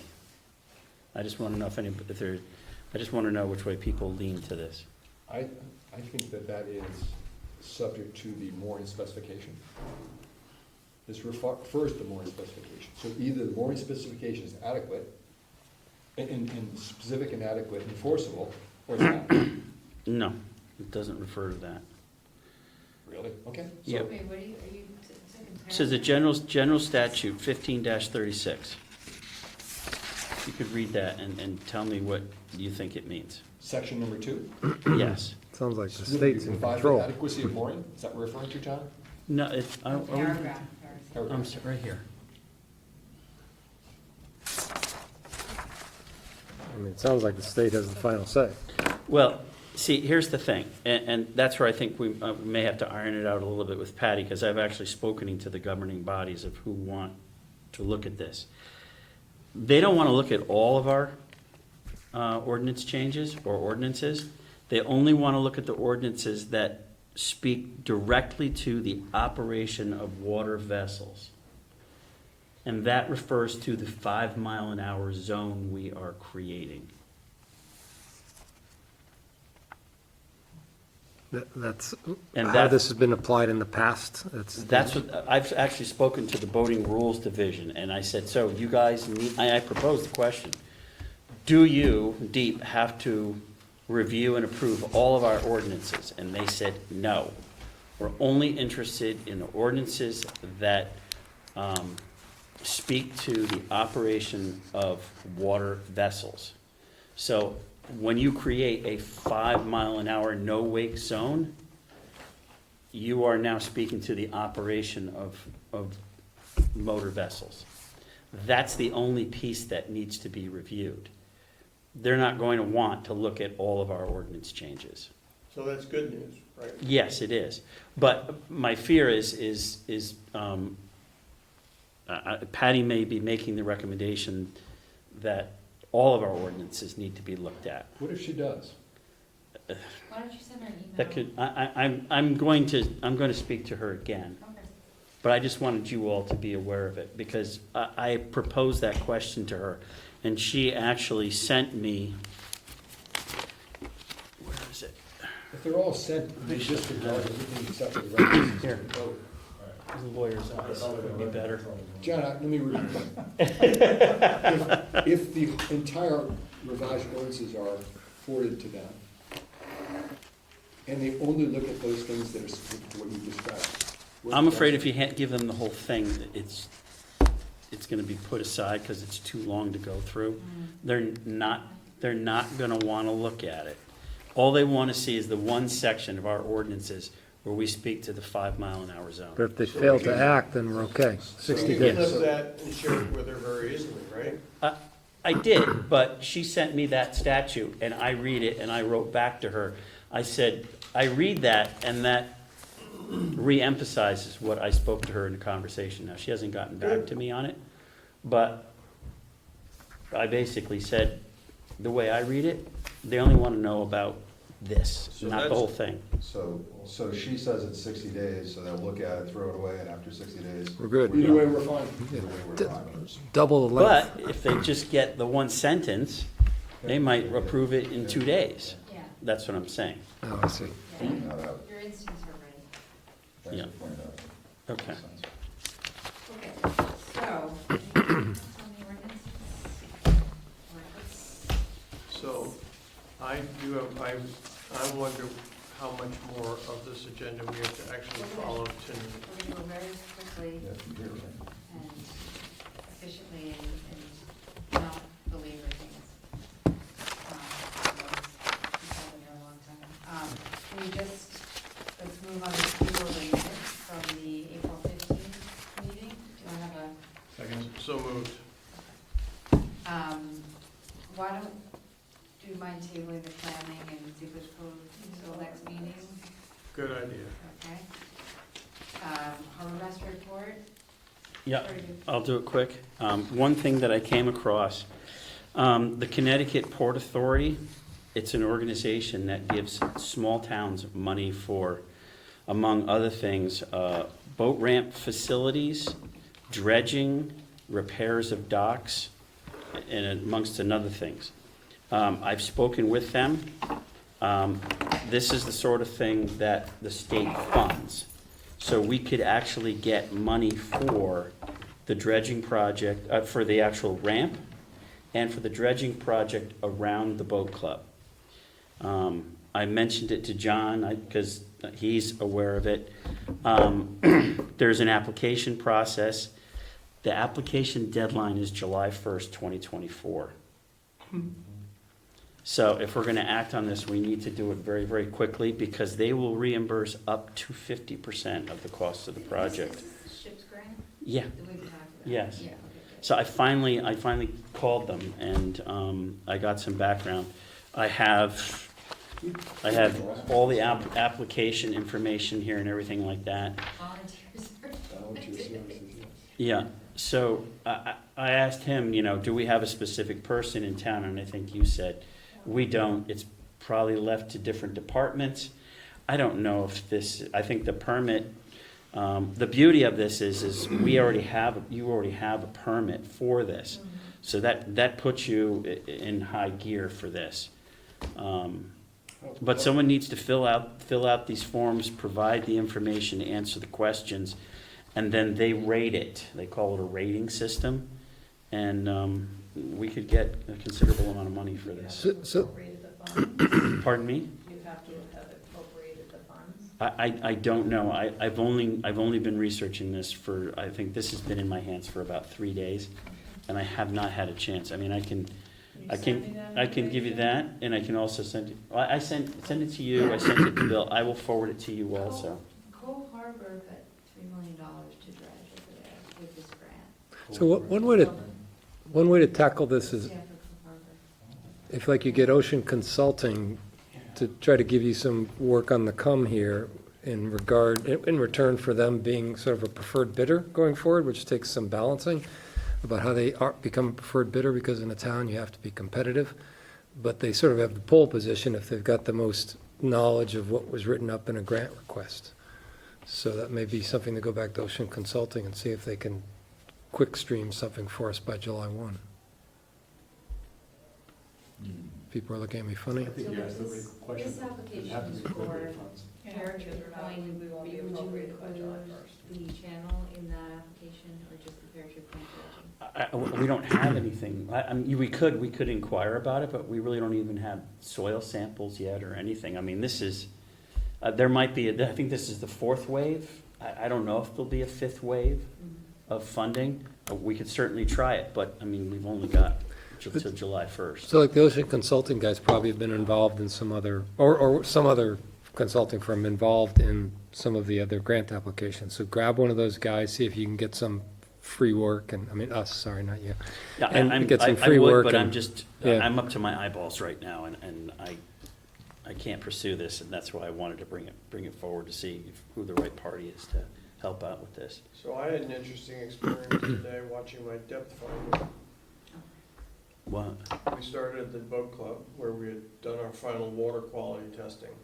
And it was it was not low tide, but it was close to low tide. And I just watched it as I left the boat club and went south, past the Hokins, past Dave Campbell's, right in the middle of the channel. 11, 12, 11, 12, 11, 12, 11, 12.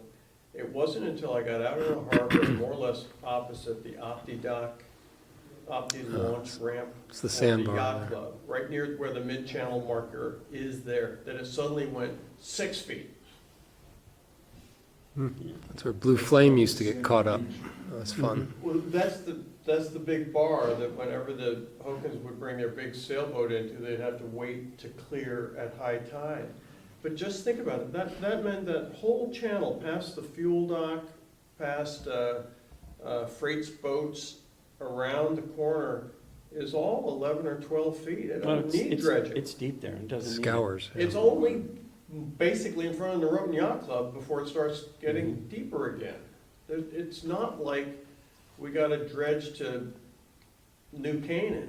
We've got, from the mid-channel mark that's kind of right where the S-bends start near Freight's boat, out to two more mid-channel marks, that's kind of our problem area.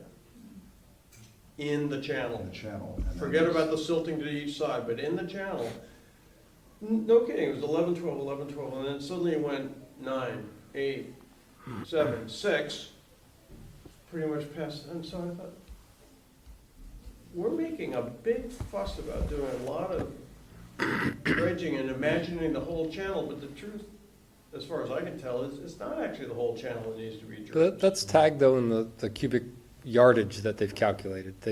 That is an observed fact in the surveys we've got.